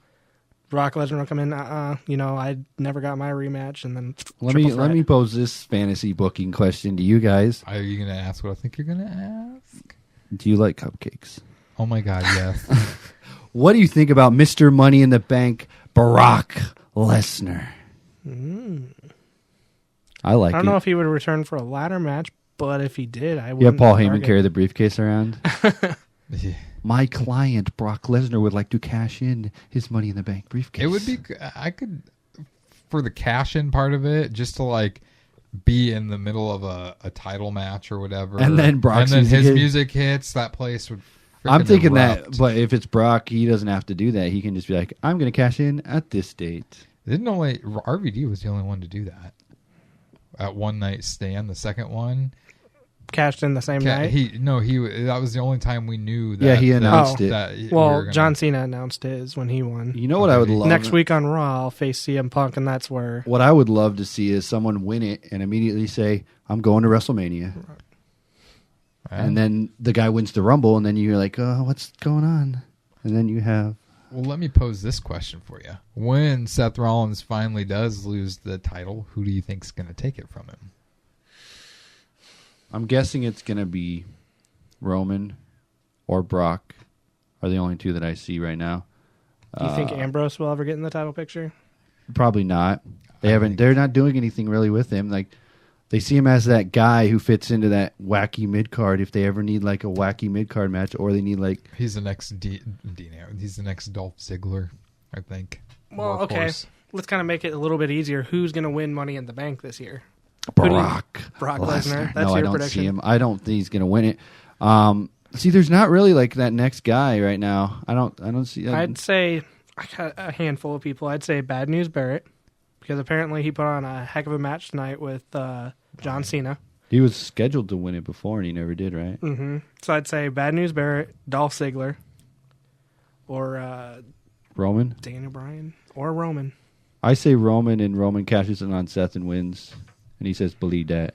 Who I think it's going to be is Roman Reigns, but who I think this would be cool, and I'm going to give WWE the benefit of the doubt to have this guy win it. Neville. Adrian Nice Neville. push. Nah, he's going to be in that match and like kill himself. I could see him being in the match and doing all the cool stuff, but won't win it. No, like I said, wishful thinking. Kevin Owens is going to show up day one, powerbomb Adrian Neville on the ring apron and win it. Who's that? Is there anybody that? Sadly, I'm going to say it's probably going to be Roman Reigns or Sheamus. Ah, yeah, I forgot about Sheamus right now, but Sheamus is a heel at the moment, so I don't know if they do a heel and heel. Well, he just holds on. Last year they had a heel. Are they going to do a heel again? I don't know.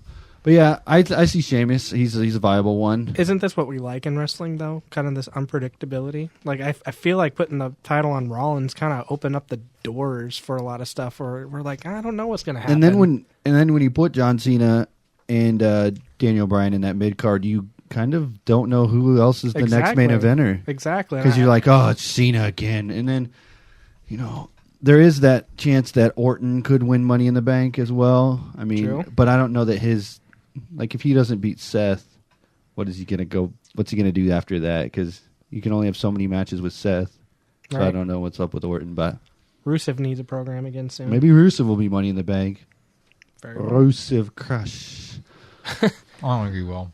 You know who's going to win it is Big E Langston or Big E. I Big E. can't not say Langston just because it's Big E. Mr. Was it? Mr. Payback. He's on the Payback poster, yeah. which I really like the poster. If you've seen it, I haven't seen it yet. It's just him with the powder, and it's like you see this cloud of smoke and stuff, and he's doing the hand clap thing. I mean, it has nothing related to New Day, but I like that they do that. I don't like a poster that has to do with like the main person at the time. I like the only one I disagree with is that one time R-Truth was on the poster. I forget what it was for. That was funny, yeah.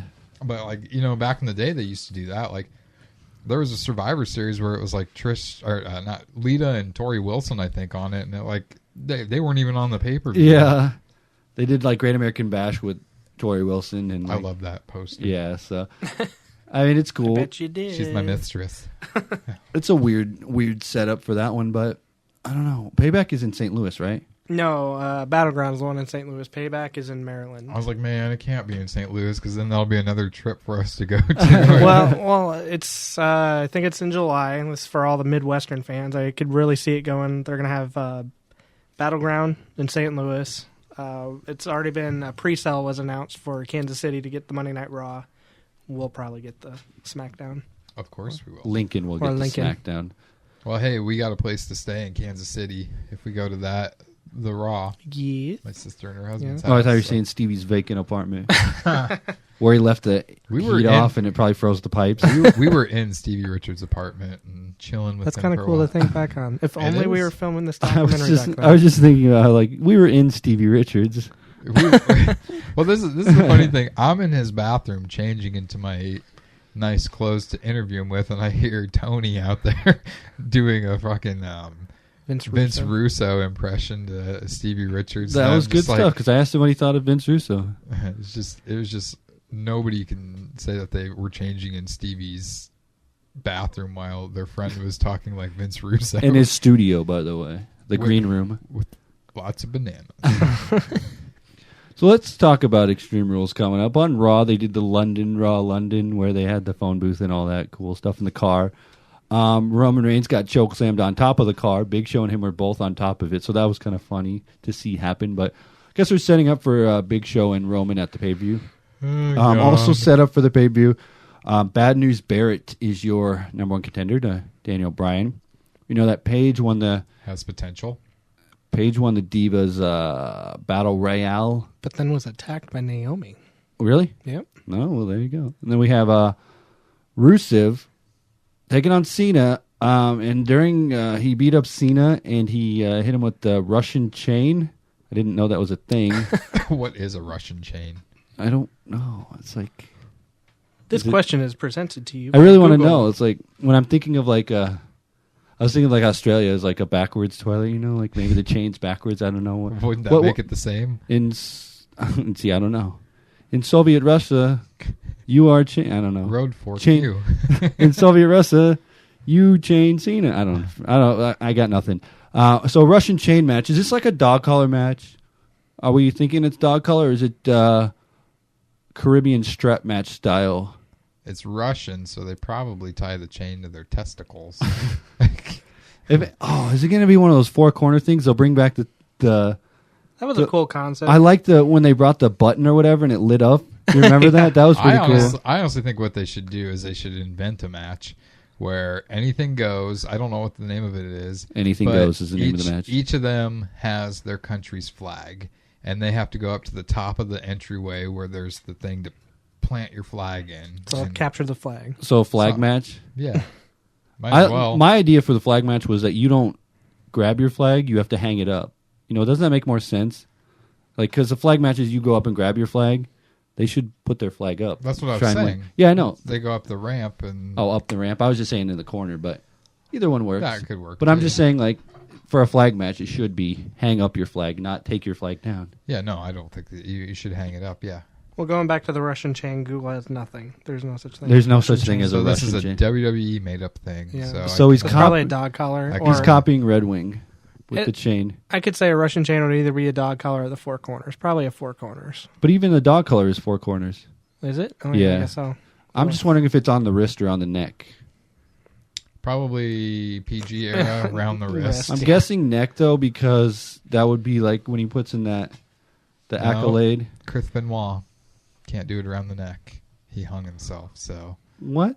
That has nothing to do with the chain around the neck. Well, they can't do chair shots to the head because of Chris Benoit. Which is apparently. surprising. It might be around the neck, but it's probably around the arms because I could see an STF going in or an accolade with a chain right on their face or something like that. So it's probably around the hands. And then tonight on Raw, they had to decide the stipulations for the match. Each contender for the main event, Seth and Orton, got to choose.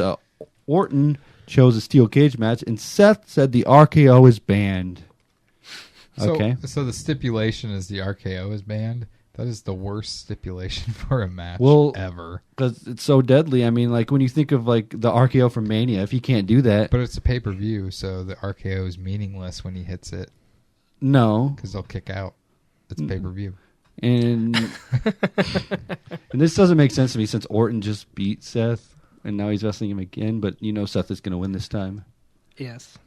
But, this is Orton putting over Rollins. It's probably going to be a hoopty, and it's Orton's going to win. I think it's going to be like one of those wild and crazy finishes where J&J security will go up the cage. Here's what's going to happen. He's chaotic. He's going to go crazy, and then at the end, Orton's going to RKO him and just get himself disqualified by accident. Yep. And then we'll have set up for another match where, I don't know, but... Where the curb stomp is banned. And... Well, so far as you look at this card, what's really extreme about it? Steel cage match, a Russian chain match. I'm sure they're going to add a stipulation to Bryan and Barrett.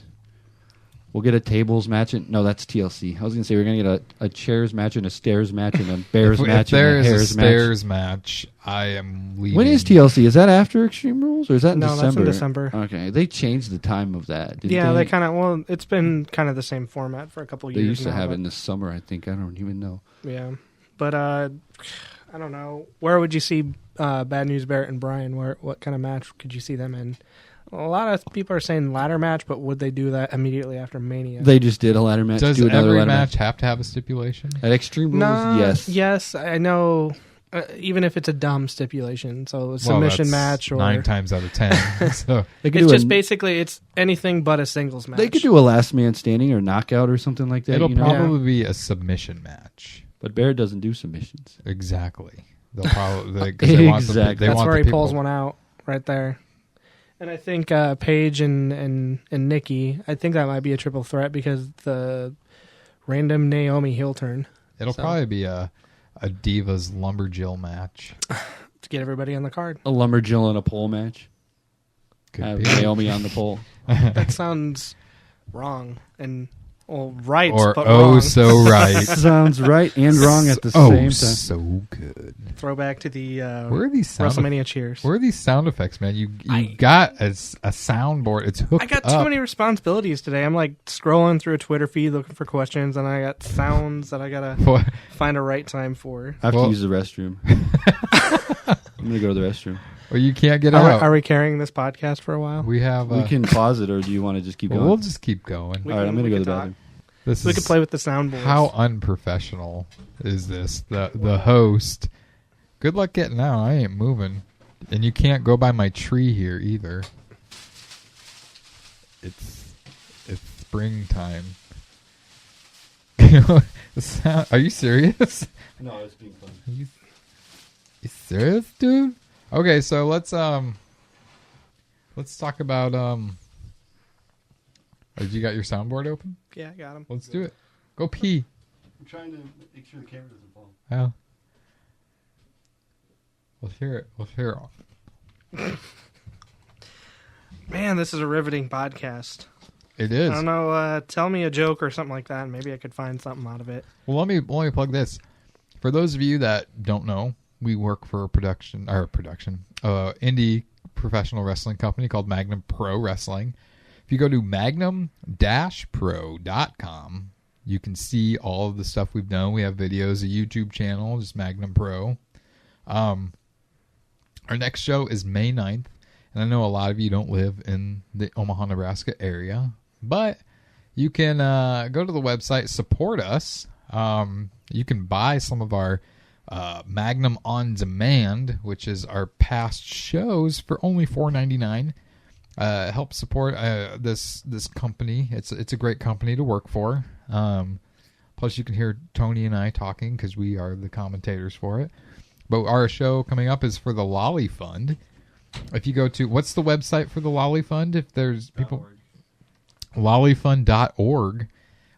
It's to help MS. It's a benefit show, so you can go there even if you're not in the area, and you can make donations for this Lolly Fund. Nailed it! I honestly thought that was Tony that said that. That was great. That was great. That was the nailed it plug right there. Great job. As Tony destroyed our set. All right. Our SmackDown set, by the way. SmackDown set, by the way, if you couldn't hear me.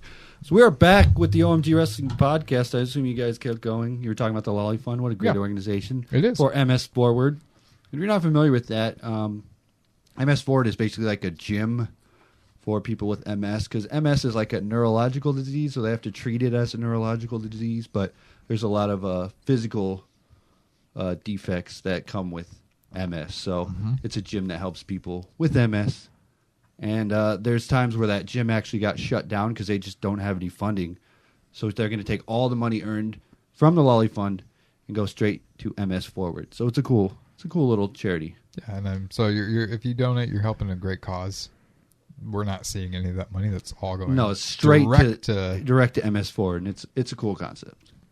We're putting away our big paychecks and donating it to donating our time to the cause. Nobody's getting paid for this. All of our paychecks are going to MS, and I possibly will make another donation myself. You bought a T-shirt, I know. Yes, I bought a T-shirt, which is an awesome Lolly Fund shirt. You don't have it with us. I don't think it's not over there, is it? No, you took it home. I took it home, washed it. Be wearing it under my wool jacket that I'll be wearing that we bought. So, okay, so Extreme Rules, we covered that. Yeah. Again, I don't have any high expectations, but I'm going to have a good time, and I just go in there with like lowered expectations, and I'll have a good time.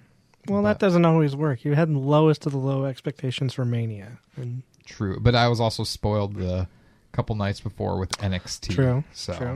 You can't go to an NXT show and go to a WWE show and be like, wow, both of those shows were amazing. But what you got over there, Tony? I was just looking at some of the questions with hashtag AskOMG. Kind of slowed down, though, because I haven't been promoting it. But the only really big question, there's two of them that I saw that were kind of interesting. Do you see Dean Ambrose winning the World Heavyweight Championship before next year? I think we all agree no on that one. No. Well, it's kind of I don't think he's ever going to win it, sadly. And then the other question was, who's your favorite wrestler in the Attitude Era, not The Rock or Stone Cold Steve Austin Attitude Era? Man. There's so many great wrestlers like Mabel, Val Venus, The Godfather. Actually, I was a huge mark for D'Lo Brown when he had the chest protector. Really? Looking at the real deal now. I like the lowdown and the sky high. Those were great. D'Lo Brown is one of my faves. Honestly, for me, my favorite Attitude Era wrestler was Kane. I loved Kane back in the day. He scared the shit out of me. It was just different and unique, and yeah, when he debuted, I was like, oh, who the hell is this? It's freaking scary. But yeah, I loved Kane, and I mean, I was a mark for him, hoping that he would get pushed and win the title, which he did, and like held it for like a day, I think it was, like not even 24 hours, because I thought he won it at like Undertaker and Stone Cold, I think, were fighting, and Stone Cold won, and then Kane came out and got a title match and won it. And yeah, Kane won it, and then he lost it on Raw, I think. The next night, I think, is what happened. So yeah, Kane was my favorite. Shawn Michaels. Oh my goodness, yeah. He wasn't... But he wasn't He really... was part of the Attitude Era towards the beginning. Yeah. But then he left for a little bit. But he was gone for the majority of the Attitude Era. If it wasn't him, then Jericho. Kurt Angle, he was good too. Kurt Angle was good. Well, he was near the end of the Attitude Era. Yeah, he was end. Hardy Boys, they were the end of the Attitude Era. It's kind of like, there is kind of, in my head, it's like a blur between the Ruthless Aggression and the Attitude Era. Yeah. Like, I think late night, 2000 to 2001 is where it kind of, to me, is like a blur. Mm-hmm. But I'd say like WrestleMania 17 is when the Attitude Era ended, because then WCW was done. That's true. Right. So that's what I take out of it. But which, to me, again, WrestleMania 17 is my favorite Mania of all time. Good one. It's a good one to have on the top of your list. But what about WrestleMania 3? Inside joke. Inside you don't joke. get it. But all right, let's get back on track. We talked about AJ Lee. CM Punk had an article that came out. He was talking to Sports Illustrated, and a lot of people were like, "Oh, Punk like just shit on wrestling. He hates wrestling." Blah blah blah. But I read the article. I was like, I didn't get that feeling out of it.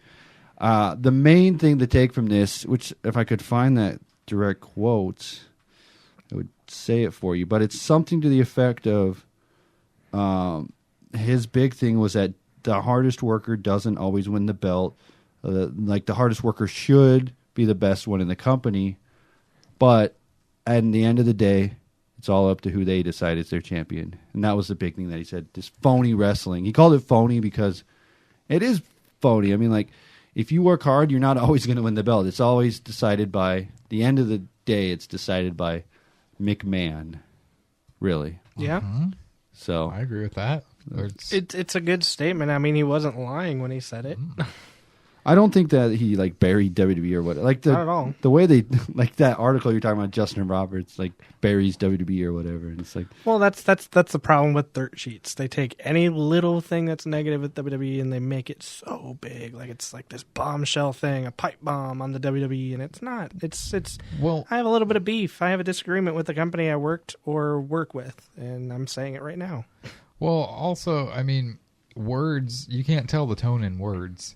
Like, you can put Punk's quote up there, but you don't know the tone that he was saying it in. So a lot of things get misconstrued and all the time. And I mean, that's one of the joys of social media with what it is today, that and it happens with me on Facebook. I type something up and it has a negative ring to it, but it's like people don't understand the tone that in which I'm saying it. Right. So. Here is the exact quote from CM Punk. He says, well, he was asked about what made a good pro wrestler, and Punk responded, well, that's another thing in that phony world. What does it mean to be a good fake wrestler? That's an identity crisis that I think I struggled with. It doesn't matter if you're the best. Someone else picks who they want to be in the top spot. So there you go. That's one thing. Punk always spoke his mind, so can't fault the guy for that. He was also asked why more former pro wrestlers haven't moved to MMA, and Punk said, I've always been surrounded by guys who've talked about it. Half of them talk about it, none of them do it. They have their little comfortable safety net doing WWE stuff, I guess. I would much rather give it a shot than just talk about it. So, and Punk is one of those people where I don't think he will ever come back to WWE. Not even for a Hall of Fame? I don't think he would. I agree with you. I think he's 100%. I think he'd come back for Hall of Fame, but way down the road, though. I'd say give him at least 5 years. I'd say that's. Well, here's the thing. I think he just got super burned out on wrestling, and he just pushed himself far away from it as possible. So he's got to get over that. Being he's still in that bitter stage, and he said, I can be bitter. That's what I was pissed off, so that's what I can do. So it'll take time for him to heal, but in time he'll be in the Hall of Fame. I agree. I mean, well, he better be in the Hall of Fame. If not, then that's. If he's not in the Hall of Fame, it's because Punk doesn't want to be in the Hall of Fame. Because I think WWE wants him in the Hall of Fame. Is it going to be like one of those Macho Man situations? We're going to wait forever for Could it? possibly be, and that's kind of funny because a lot of people channeled or said that CM Punk and Macho Man had very similar ring styles. Not promo styles, of course, but very similar ring styles. And well, I don't think wrestlers should be put in the Hall of Fame right away. I think it is deserved for people that are older that can hardly walk, like the Bushwhackers. I mean, it shouldn't, like Edge. That was so. He's still a young guy. He was young. There was no reason to put. Yeah, he deserves to be in the Hall of Fame, but later on down the road, Undertaker, when he finally decides to retire. I think it should be at least 5 years after he retires that he gets put in the Hall of Fame. The most enjoyable Hall of Fame speeches to me are people who are older and had more of a time. They were in the business, they got out of business, came into business a little bit more, and then had time to settle in on life. Right. Those are the most interesting Hall of Fame speeches to me. Like Jake the Snake, great Hall of Fame speech. Scott Hall, great Hall of Fame speech. These are like the older guys that was their time to go into. Right. And I agree with you on Edge. It's like, man, he just got done with wrestling a year ago. What stories could he possibly have? He has great stories going up, but he hasn't really had time to reflect on it. He hasn't had time to sit back and look at an album and say, man, I remember that. There could have been things he forgot, in his Hall of Fame speech. And that's why I said with CM Punk, give him quite a few years before you even give him that honor, I guess, to come into Hall of Fame. Well, and my favorite, granted, I haven't listened to all the speeches in the past few years for the Hall of Fame, just because there's been a lot of people that I'm like, they shouldn't be in there. But my favorite Hall of Fame speech was at WrestleMania 22, Bret Hart's. I could listen to that one. That's actually probably one of my favorite Hall of Fame classes of all time is WrestleMania 22, because you had Bret Hart, Eddie Guerrero in it, and just the stories that Bret told they were amazing. So. I like the Scott Hall one. I thought that one was cool. I've never got to see that one. I need to watch it. It was a great one. Bad guys, was it? I forgot the quote that he did at the end. It was something like bad guys don't last, or bad times don't last, or whatever, but bad guys do. Bad guys do. Hey, you're brony. I teared up a little bit on Jake the Snake's one, just because his history and what he went through, like to get to that point. And you could tell how happy he was in that speech, too, because he was been away from the business for so long. He was kind of exiled from the business, and to have that welcome back. And I feel like that's a CM Punk thing. Like, he's pretty much exiled from the business right now. Not a lot of people want anything to do with him. Jake the Snake is enjoying it. I mean, we saw him when we were sitting down one of the few times when we were taking a break in San Jose. We were sitting on some steps away from everybody, and he was outside taking a smoke break, and two guys came walking by and they noticed him, and he's like, come on over. He invited them over to talk and take pictures and stuff. Yeah, because those fans were kind of timid, like, oh man, should we go over there? And he's like, oh, come here, you know, like I'm a friendly dude, you know. Which we do have that on documented on camera.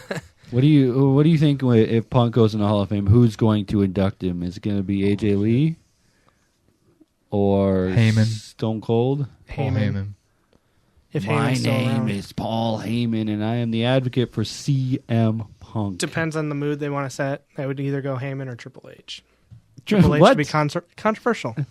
It's like, okay, why did Hogan induct Macho Man? Yeah, Randy but Savage? but yeah, but they did it a little classy. I don't know. Triple H. Well, if CM Punk died, if he got into a car accident, God forbid, Triple H would probably induct him. I'm just throwing that out. It'd be one of those media things again. Yeah. I think Paul Heyman's going to do it regardless. AJ Lee maybe, or maybe they'll go in at the same year. I don't know. They'll go in as husband and wife. Yeah, right. That would be cool, but I already told you the prediction that AJ is going in next year. You think? I really think so. What diva can they put in now? I mean, there's quite a few. Bertha Faye. Kelly, I'm telling you, she's going in it. Why not? Michelle McCool. Layla. Kelly. Cool. Michelle McCool, no way. Kelly deserves Why? it. Why not Michelle McCool? I don't think she had a good enough career. She's banging the Undertaker. Of course, she's going to go. Well, that's going to be why she goes in. What She about had a good enough Victoria? What about? I don't. There's Victoria. There's quite a few that are out there, but I feel like AJ is like the more relevant one. Stacy Keibler. Yeah, she hasn't been in yet. I think there needs to be a day when this is like off diva subject here, but Vince McMahon needs to be put in there, and I hope it's before he passes on. I'd say once he retires, that's immediately. I don't think he ever will retire, though. You don't think so? I think he'll do this till the day he dies. He said he's not going to die, so there's that.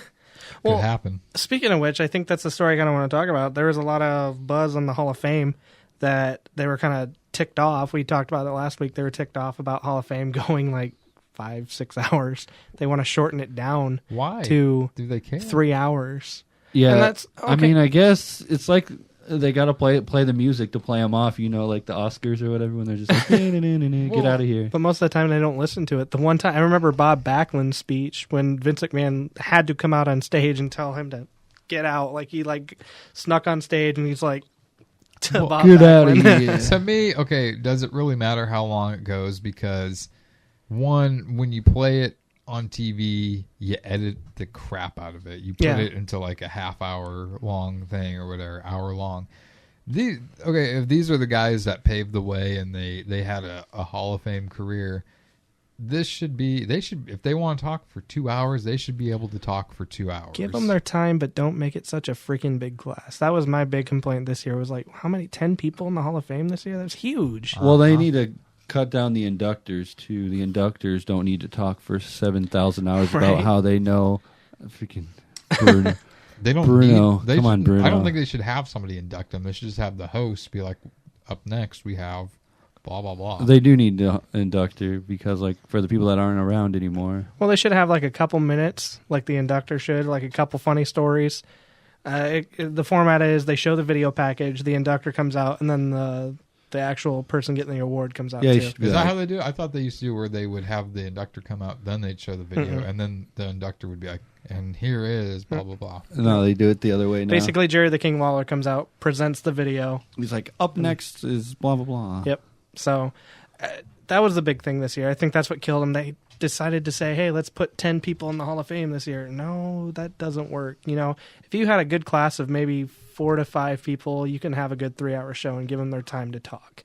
Well, they apparently Kevin Nash got a lot of heat this year for talking about guaranteed contracts and stuff, and he would not go in as Diesel.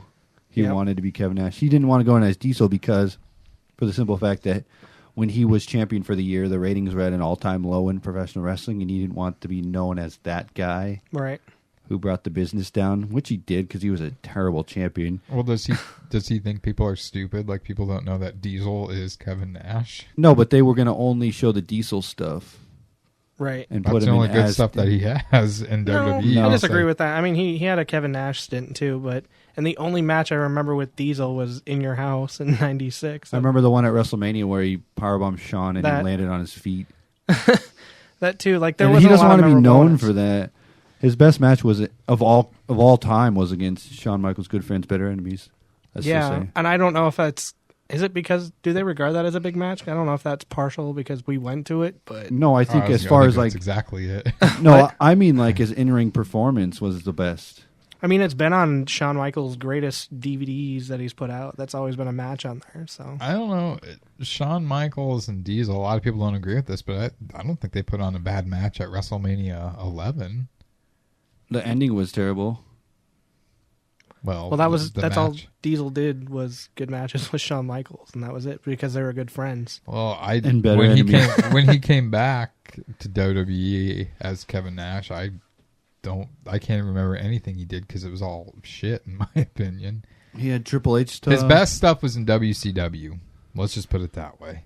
Yeah, like that's what I was saying. If they did a Diesel thing, it would have been stupid because like remember the guy that teamed with Shawn Michaels and then that was it. Yeah, but the thing is, they shouldn't. I don't know. I don't think they should count WCW stuff because technically it's not WWE. They own WCW. Yeah, but they weren't the ones that created it. Then like a lot of dudes wouldn't be in the Hall of Fame then.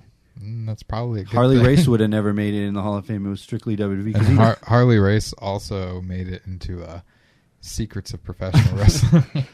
But seriously, like they own it, so they can do whatever. And they monetize the WCW content. And hey, remember Kevin Nash? And then people go, oh yeah, I remember Kevin. Let's go look at his time he ended Goldberg's streak.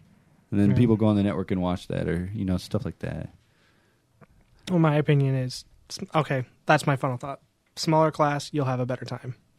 Yeah. And you won't burn out the Hall of Fame so fast. Because I feel if they go with this pattern, 10 people, a Hall of Fame, who's going to be left to induct in like 3 years? It's like 30 people going in the Hall of Fame. But I think they also got flack where they're like, we need a big name. Who's our big name this year? And they're like, I guess Nash. I don't know. Let's throw Nash in there. Right? That was just kind of weird. Like when they announced Savage, I was like, well, there has to be somebody else because that's a great inductee, but he's not alive. So they're not going to end with Lanny Poffo talking. Yeah, Lanny Poffo talking. So they had to have a good name to close out the show, and they really didn't have anybody at the time. So They still need to induct Owen Hart. that is because of his Wife. Or widow. Yeah. Yeah, that's... She made up, though. She was part of... Wasn't she part of the WrestleMania Brett and Vince She match? distanced herself so much from She WWE. hates She wrestling. still blames that WWE killed her husband. So Well, technically, they did. well, they did, but they didn't, and I don't think that'll ever happen until she's gone. I mean, the whole family is pissed off at her too because the whole family, Bret Hart has said on record he needs to be in the Hall of Fame. The whole family wants him in the Hall of Fame, but she's like, nope, he's not going in the Hall of Brett Fame. went through the stage and he forgave Vince, and he's... Why is it that she can have final say? Because that's the will. That's how it works. If you had a wife and she died, you'd have control over everything. Yeah, if you put it in the will that she has everything, she has call over everything of your whole life, If your they whole wanted legacy. to make a book about Owen Hart, they'd have to go through her. Mm-hmm. Want to make a movie, they have to go through. That's why there's no Owen Hart DVD.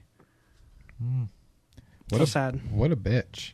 No action figures No either. kidding. No kidding. But that would be a great Hall of Fame induction. Would be. And then I know Brett would be the first choice, but I'd do like Stone Cold or something, I don't know. Yeah, he had a lot of good, going back in Owen Hart's career, he had a lot of connections with a lot of the big names. You know who would probably induct him? Jeff Jarrett. Yeah. I could see that. They had a really good friendship. Then they'll put him in the Hall of Fame the year after. Yikes. JEFF. Even though he doesn't deserve to be in the Hall of Fame, but I don't know. A lot of people that's a WWE thing too as well, like hating Jeff Jarrett. I don't know why. I don't hate him. WWE hates Jeff Jarrett. They're like, he didn't draw a dime in WCW. He sucked. I was like, I remember everybody loved slap nuts back in the day. Well, that's the thing. Like, I think Jarrett, he's cocky and I think he thinks he's better than what he is. He's not as great as he says, but he's a good wrestler. I think he's good in the fact that he's trying to like build wrestling, keep wrestling going, like with TNA when he started that, and like even Global Force Wrestling, which we still don't know what that is, but He's trying for it had something. potential. it's still going. They have an event in Vegas coming up. It's just gonna be Jarrett hitting Maybe people with we guitars. should go there for Marks. Let's do it. Let's go see. When is it? I don't know. It's in Vegas in the summer, I think. We should look into that. Yeah. That would be great. I know we've seen it in the comments a lot. Start leaving a lot of indie shows because I know we don't know them all. So all the people listening and watching, show us some more indie shows that we should attend. Right. And we'll look at what city are you in, and what independent wrestling organization would you like us to come to film Marks? And we'll interview you too and put you in the movie. Don't give him that much. What? So don't give him that much freedom. Buy a shirt. Yeah, exactly. Buy a shirt and you could get interviewed. Before we get to that, we have one more thing. We're on the subject, but rumors that AJ Lee is pregnant. There were rumors going around a while. She came out in January and said, "I'm not pregnant. I love my abs too much." So I don't know that she is. She could be. But There's a lot of people that say she is. People are looking at the fact that she really didn't do much in her match at Mania, and Picture of her and Bailey backstage. yeah, and Bailey's like got her hands on her tummy and Tummy. well, that's what they call Let's it. play tummy sticks. So, if in fact she is pregnant, that scared the shit out of me. Who's the father? Yeah. Well, That went perfectly. All right. Stop. Do you think that Punk and I think she'd make a great mom, but you think Punk would be the kind of great dad? I think so. I think he'd be kind of a cool dad. I think the person we see. I just think it's funny. Like, he'll be a cool dad. Like, like if he was going to adopt you, I think he'll be a cool dad. Yeah. He'd be a pretty good dad. No, I could see him being. You know a who'd really be a good better dad? Chris Jericho. For him, Okay. Who's my daddy? he's Jericho. the best in the world at what he does. CM Punk he's a nerd at heart, as you could see everything that he does post WWE and even in the WWE. We see him as a different person because he's a very private individual. He could be a completely and this could be something that we even talked to about Frank too. Like, how is CM Punk as a friend? You know, like, is he? You see him as this persona as an asshole because he doesn't sign an autograph at a urinal or something like that. Like, I totally understand where he's coming from. Me too. I would want to be a private person if I were in the limelight too. I know I have so many people come up and ask me for autographs while I'm taking a piss. I mean, just when I went out there was so many people waiting in line. Your dog? But I understand where he's coming from, and I think he at heart is a good person, and I think he would be a great dad. And another thing, I was just thinking about this, like we were talking about earlier, which this is kind of like coming full circle, talking about like fatherhood and changing your outlook on things. Maybe that could like ground him and be like, okay, maybe I was a little harsh on WWE. Maybe I should go back, or maybe I should try and at least be on good terms with them. Right. That might kind of level him out. Maybe that's what he needs is a kid running around to kind of set him straight and not be such a... Well, and he can't hide the fact that he was a wrestler from his kid either. His kid will eventually find it with how technology's at your fingertips. Well, I don't think Punk is an asshole. I mean, he's just like... I mean, he's just very, very outspoken, and he says what's on his mind. And who does that? Why would somebody say what's on their mind? He has no filter. Yeah, but that's not always a good thing when you're in like a public eye. You can't always say what's on your mind. I mean, and he does it more than anyone else out there. And look at the response he gets from it. I mean, good and or bad. I don't know. But I just always think of like if he does become a dad, and like nighttime when it's time to go to bed, go to sleep.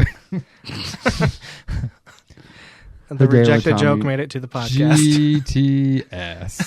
GTS, now GTS.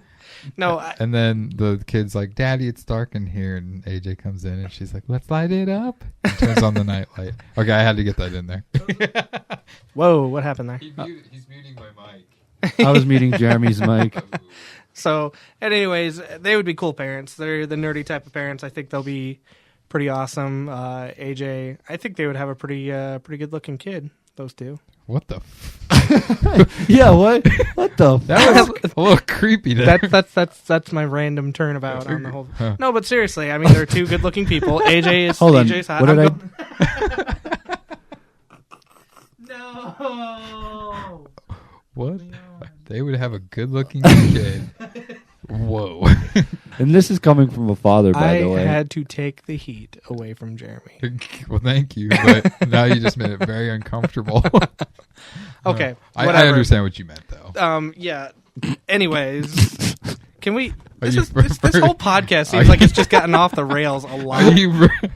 I'm just dying. So hopefully, I'm sorry, Tony, if you've lost a few subscribers after this podcast. Logan, I can't even eat my apple. 100,000? Not anymore. Why don't you come have a seat over here? Does YouTube come back and take your plaque away? Oh my goodness! But okay, back to this topic. I'm not going to talk about how good looking their kid is going to be. I am going to say is that he going to have the cool beady parents. eyes and the beard?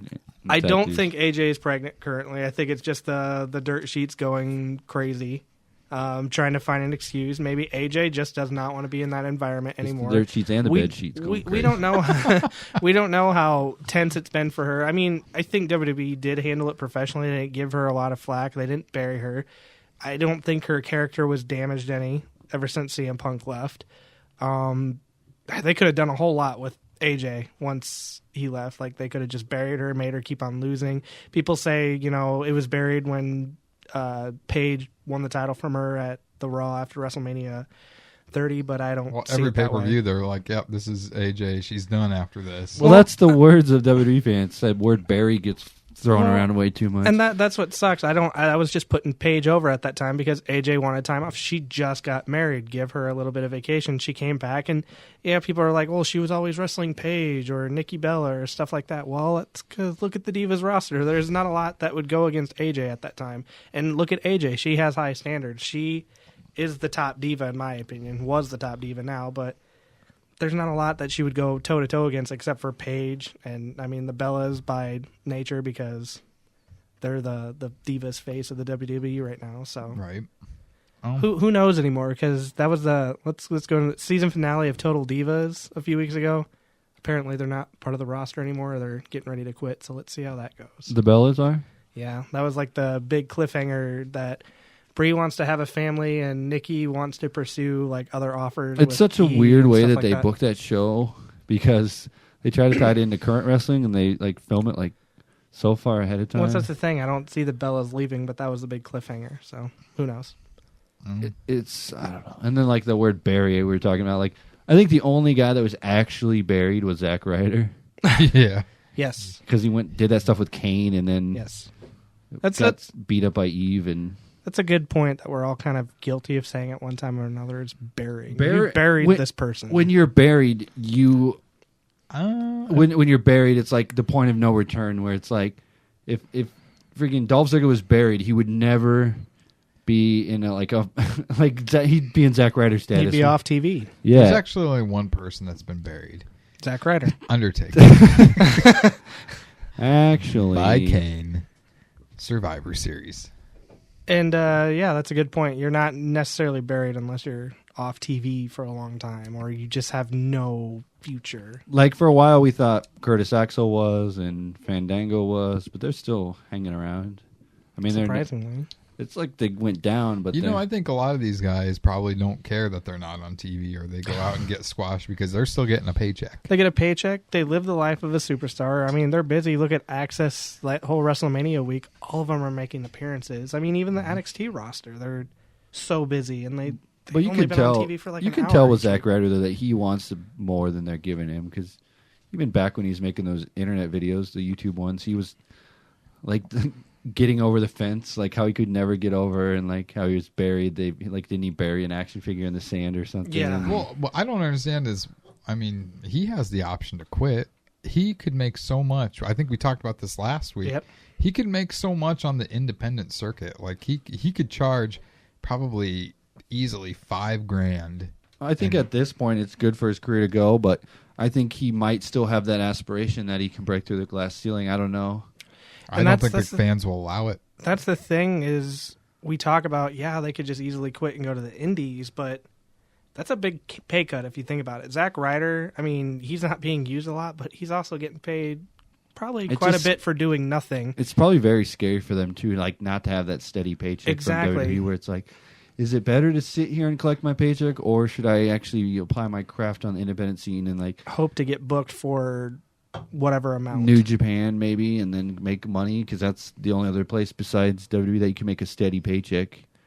Yep. And I mean, you could take the route like Kurt Hawkins did and go on the Indies and kill it, or like Drew Galloway and just tear it up, or you could just you always see those guys that don't ever do anything. You're like, where did this guy end? I wonder what this guy is doing now. And then you find out he's working at an Olive Garden. Just incredible. Just incredible. So yeah, I mean, it's hard when you look at it from that perspective. Hard. Can you? And that's like I see AJ can sit back and retire now because she's made her impact at WWE. CM Punk is getting paid so much money right now for his outside ventures, and I'm sure AJ will get. She's under contract still. Another thing about Punk though is that he was very frugal. Yeah, I guess, and he would spend his money like he was broke. So that's a good habit to have. I should learn that one. Yeah, so, right. I'm broke and I spend it like I have it, so I need to fix that one. It's easy for her to step back, and I'm sure she'll get offers once her contract goes up, like outside ventures, probably not wrestling related, but I could see her get into the comic world, like interviewing people for such and such network and blah, Coming blah, to blah, Magnum Pro. Be on the Talking Dead and stuff. Magnum-pro.com. The Talking Dead as well. Yeah, Stuff like that. I'd see her doing ventures like that. So, yeah. At least they're big easy for her to nerds, go to. and like the nerd has become cool these days. Like 10 years ago, it wasn't cool. Now it's cool. Like comic books and all that has grown. That's a whole another conversation for another day. Like nerds another being podcast. cool, and so yeah, like the hot nerd culture and all that stuff. So We're gonna be right in it with C2E2 and I'm Extreme looking Rules. forward to it. You know, Full not circle. giving away what we're filming and stuff there. I'm just looking forward to being in that environment. This is my first ever con that I've been to. Like, Ever? Wow. I mean, I've been to small cons, Does but I don't consider WrestleCon those count? like cons. This is No, Well, it's called WrestleCon. I'm talking about like entertainment cons, like where there's actually more than wrestlers. There. this is what's I gonna went to anime one at the Ramada. I've been to that one too, and that's not this is what's gonna That's be small interesting. It's Chicago. right. So right then and there, you have a huge population. And from what you guys are saying, I haven't looked at the site for this con, but it's got some big name people there. But I'm looking forward to the people that are going to be dressed up as Yes. comic characters, Yes. because I go to horror conventions a lot, and people dress up there, but comic conventions, that's like pretty much like an anime type thing. So there's going to be people dressed up, so it'll be very interesting. And so Who are you gonna dress up as? Jack Lubash. Who's Jack Lubash? Yeah. I am not going to be dressing up. I could dress up because technically I am a comic book character. The Glam Gore Girls, there's 2 characters that I play in that group, Cold and Gray, the mask guy, and then Chops. I could dress up like Chops. I've got the tux jacket with the tails behind me. Well, and if you wanted to do more with Glamgore Girls, that would be a good marketing point right there. So again, like you said, that's another conversation for Another another day time. for another. Yeah. 'Cause what about you, Tony? Who are you dressing up as? I don't Tony know Pizza yet. Guy? I was gonna go as Punk and then talk to Punk and then piss him off. But I don't Well, you think I want see, to the thing is, if I dress up like Chops, I shave off and I had the chops and mutton chops like Punk had. So I couldn't do that because, yeah. So his hometown. What about you, Logan? I have a Batman mask. That's about all. You could be Walter White. I could be Wolverine. You're just My going to wear name's the Logan. mask, not the costume? There you go. I have Batman pajamas. I I figured could wear out. the Batman pajamas with the Batman. I mask. figured out a costume for all 3 of us. What's that? We're gonna go as Marks. Oh, We should all wear these. Mark Wahlberg. Marky Mark and the Funky Bunch. That's the same person, isn't it? Yeah, it is. So, but yeah, I'm really Mark, looking forward to C2E2. This is going to be awesome. I've been to conventions. Well, and there'll be a lot of wrestling fans there, too. I've been to the small time conventions. Nothing with all these entertainment guests there. So if you're in the But the Chicago thing area, is, you is should like- come see us. Like Stan Lee. Stan Lee, you're not going to see him at all. He's going to be in he's going to be in a special room Yeah. away from everybody, and his line's Sad. going to be Let me see if I can outside. pull up a list of the guests at C2E2. But yeah, it would be cool to see, like just meet some of those people. Like even like I'm not a huge Stan Lee fan, but just like he's so Just to iconic. be in his presence and see him. You're bringing him presents. That's weird. Even if I could just like pull out the cell phone and take a picture and just be in their presence. That'd be pretty cool for me. From That's far really all away, I you need. That's all I probably really. can. Yeah, that's all I really need. It's like, oh, cool. I've seen him before. I mean, I'm kind of like you. Other than the page thing, it was a photo op that I couldn't pass up. But I kind of like to keep my distance from celebrities and just kind of see them and say, hey, I've seen them before. Or, I mean, doing media stuff, we could have an encounter with a few people, but we'll see. That's the thing. It's like doing the media stuff. We can't be the typical fan. No. We have to be professional about things, which it comes easy for me to do because, like I said, with my one job that I used to have doing security for concerts, I got to meet a lot of famous acts, and the first couple I was like, oh my god, but then it's just like they're you realize they're normal people. Right. They just caught a break. They worked a little bit harder than most people sometimes, so I mean they're no different than us. I seen a lot of them just reading a book. I mean, nobody ever says, hey, Tim McGraw was reading a book backstage at a concert. Tim McGraw was shooting hoops backstage. I mean, I saw him do all those things, so I don't know. That's the thing is like you gotta be cool. And then when you're talking to him as well, you gotta be on their level, but not. I know there's things that you want to ask them, but you don't want to ask that one question that they get asked all the time. Like at Access, my favorite question. What's your favorite WrestleMania moment? Yeah. I was just reading the list and I started laughing. Mixed martial artists. CM Punk is going to be there. He's listed as a mixed martial artist. And then I saw Matt Dillon's going to be there, and I absolutely think Matt Dillon is a terrible actor. So that would be fun to see him. Wow. There's something about Mary. Yeah, well, that was good. But then, like, why is he there? Like, what was Crash? He's listed for Crash. okay? And then M. Night Shyamalan is there. Really? What a twist. M. Night Shyamalama Ding Dong, as I like to call him. I'm trying to... Sean Astin? Sean Astin. Sean Astin's going to be there. Yeah. He's in one of my favorite movies of all time, Rudy. Encino Man. That's good too. Pretty much any movie he's in besides Lord of the Rings. Road Warrior Animal is there. Booker T is there. Jerry the King Lawler. Jerry the King Lawler. Kevin Nash. Al Snow. Rikishi. Sergeant Slaughter. Holy cow. Al Snow. Alberto El Patron. Intriguing. Ricardo Rodriguez. That'd be cool if they're Matt Hardy. Scott together. Hall. Sean Waltman. Tommy Dreamer. What? Really? All these people are there? Yeah, Yeah. it's huge. Like I did not. I expected maybe a few because I'm used to like what we were talking about earlier. If you go to a convention that's local, like There's like one name. one name that's there. You're like, okay, that's kind of cool. Like someone from Star Trek or How something. many years have they been doing this convention? Since it looks like they've had the past couple of years. Let me see if I can go back to the bottom again. They showed like the list of More than 5 years? I'd say at least 5 years. Since 2010. Oh wow, 5 years. See who they had at the first one. If I bet you it was so small. Because Texas Frightmare Weekend, I went the second year they did it. And that was like the best convention I ever went to. It wasn't huge, but it wasn't small enough. But now Texas Frightmare is like one of the biggest horror conventions out there. And I mean, it's insane how it builds. But that's crazy. All those people are going to be there. that's what I said. Like that's to be able to do media for that, just to have cameras rolling and what we could see there. And like you said with the cosplay stuff, that's going to be awesome to see. Like Tony showed me a sizzle reel, and just seeing some of the people, it looks like a Comic-Con. It really does. Like how it's these pretty people. much probably Chicago's. It is version of Chicago's, San Diego's Comic-Con.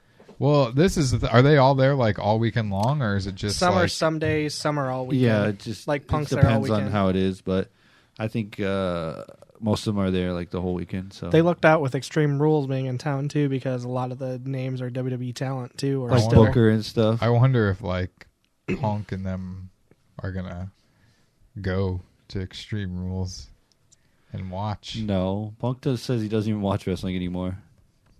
Here's the twist, because M. Night Shyamalan is What a Punk twist. comes to Extreme Rules and defeats Seth Rollins. What a twist! Bold prediction. So when we actually start doing our Extreme Rules predictions, we're gonna have to do the M. Night Shyamalan "What a Twist." What a twist. Hashtag if what I a see twist. if he's there in attendance at Extreme Rules, it's gonna get good. That'll probably be the prediction show. Would be next week, wouldn't it? Roman Gone in Reigns like is 2 going to weeks. get water on him and die like the Sixth Sense with water. Aliens. Roman Reigns has been dead this whole time. What? No way. No way. No, the twist is Undertaker's been dead this whole time. Oh, Wait a minute.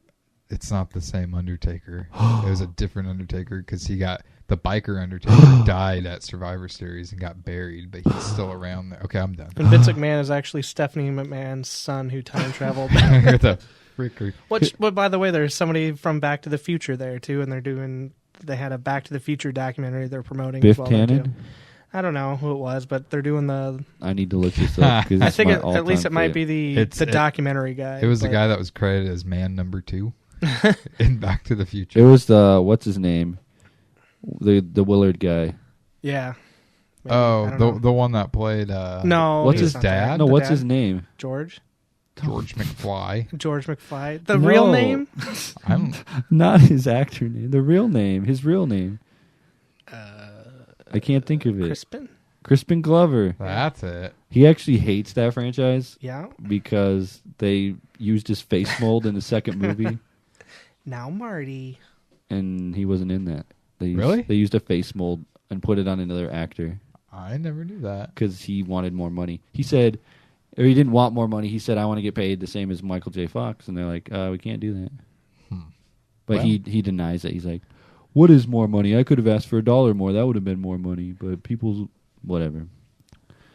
Yeah, so I don't know if I'm looking to see if he's there. Which is really cool. You know, that we're talking about this. The C2E2 convention showing how wrestling is now a part of these sort of things now, too. Right. Which is really cool to think about because, I don't know, like a decade ago, it's like when it was really starting to take off. Now you're seeing WWE everywhere. Like, that's what's great about this documentary that we're filming is that marks are we're our own culture now. Like, wrestling marks are their own culture. And that's the thing that's so difficult about this documentary is like there's so many wrestling fans out there. Right. Like how can we can't capture everybody.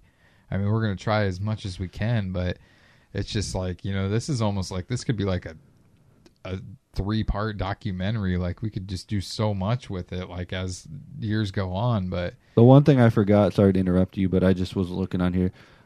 They do panels as well with Q&A from the crowd, and Stan Lee's doing a panel, so we can actually we'll be able to film that panel. Yeah, in That media, part. we're going everywhere. So We'll just be like, I'm just going to turn my channel into a freaking media person and just go to events like this. It'd be so Yeah, cool. yeah, That I could be think- like my freaking job, just to go to these and film. we should. And this time I can register.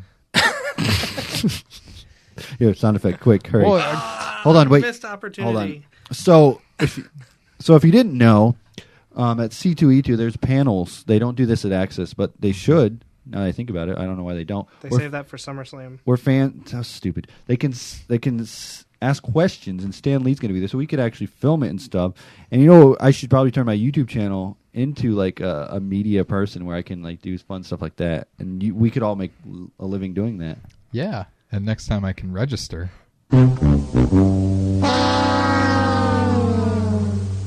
That was good. And It since you're happened. so sad about it, I'll let you close up the show. Fourscore Wrestling. Did we? We should talk about that next week. Give me an apple. You want an apple? Have an apple. It'll keep a doctor Hold your tongue away. and say apple. Apple. You want an apple? I'm good. Okay. Oh my god. Well, I shouldn't have put that in my mouth. That's what she said. Took a bump. Take a Well, so yeah, we'll be doing our next week on the podcast. We'll be doing our Extreme Rules predictions and talk about more wrestling things. We will continue with this. I like this format though, where it's not like this is what we go by. We're stuck to like let's talk about Monday Night Raw and match number 1, 2. I kind of just want a free flowing whatever we want to talk about. So that's the kind of vibe I get for this. So that's the concept I'm going with. So gives us a chance to go off the rails a little bit, which is fun. Yeah, you get to And learn more find about out us. Logan's true feelings about Chris Jericho and AJ Lee and Phil Brooks' child. You want to know why? Because sisters. All right. You got a sound effect ready for when I sign us off? I don't know. What's your opinion on royalty music here? I don't know. I can always figure it out later. Okay. I got something then, I think. For the podcast, I can always cut it out. Okay, yeah, we're good. Okay. So for Logan Davis, Chris Jericho enthusiast, and what else did we learn? CM Punk good looking kid. Yeah. Enthusiast. Jeans. Tony Pizza Guy, YouTuber who's losing subscribers as we speak. I'm Jack Lubash, and I'm jacking off. What does the fox say?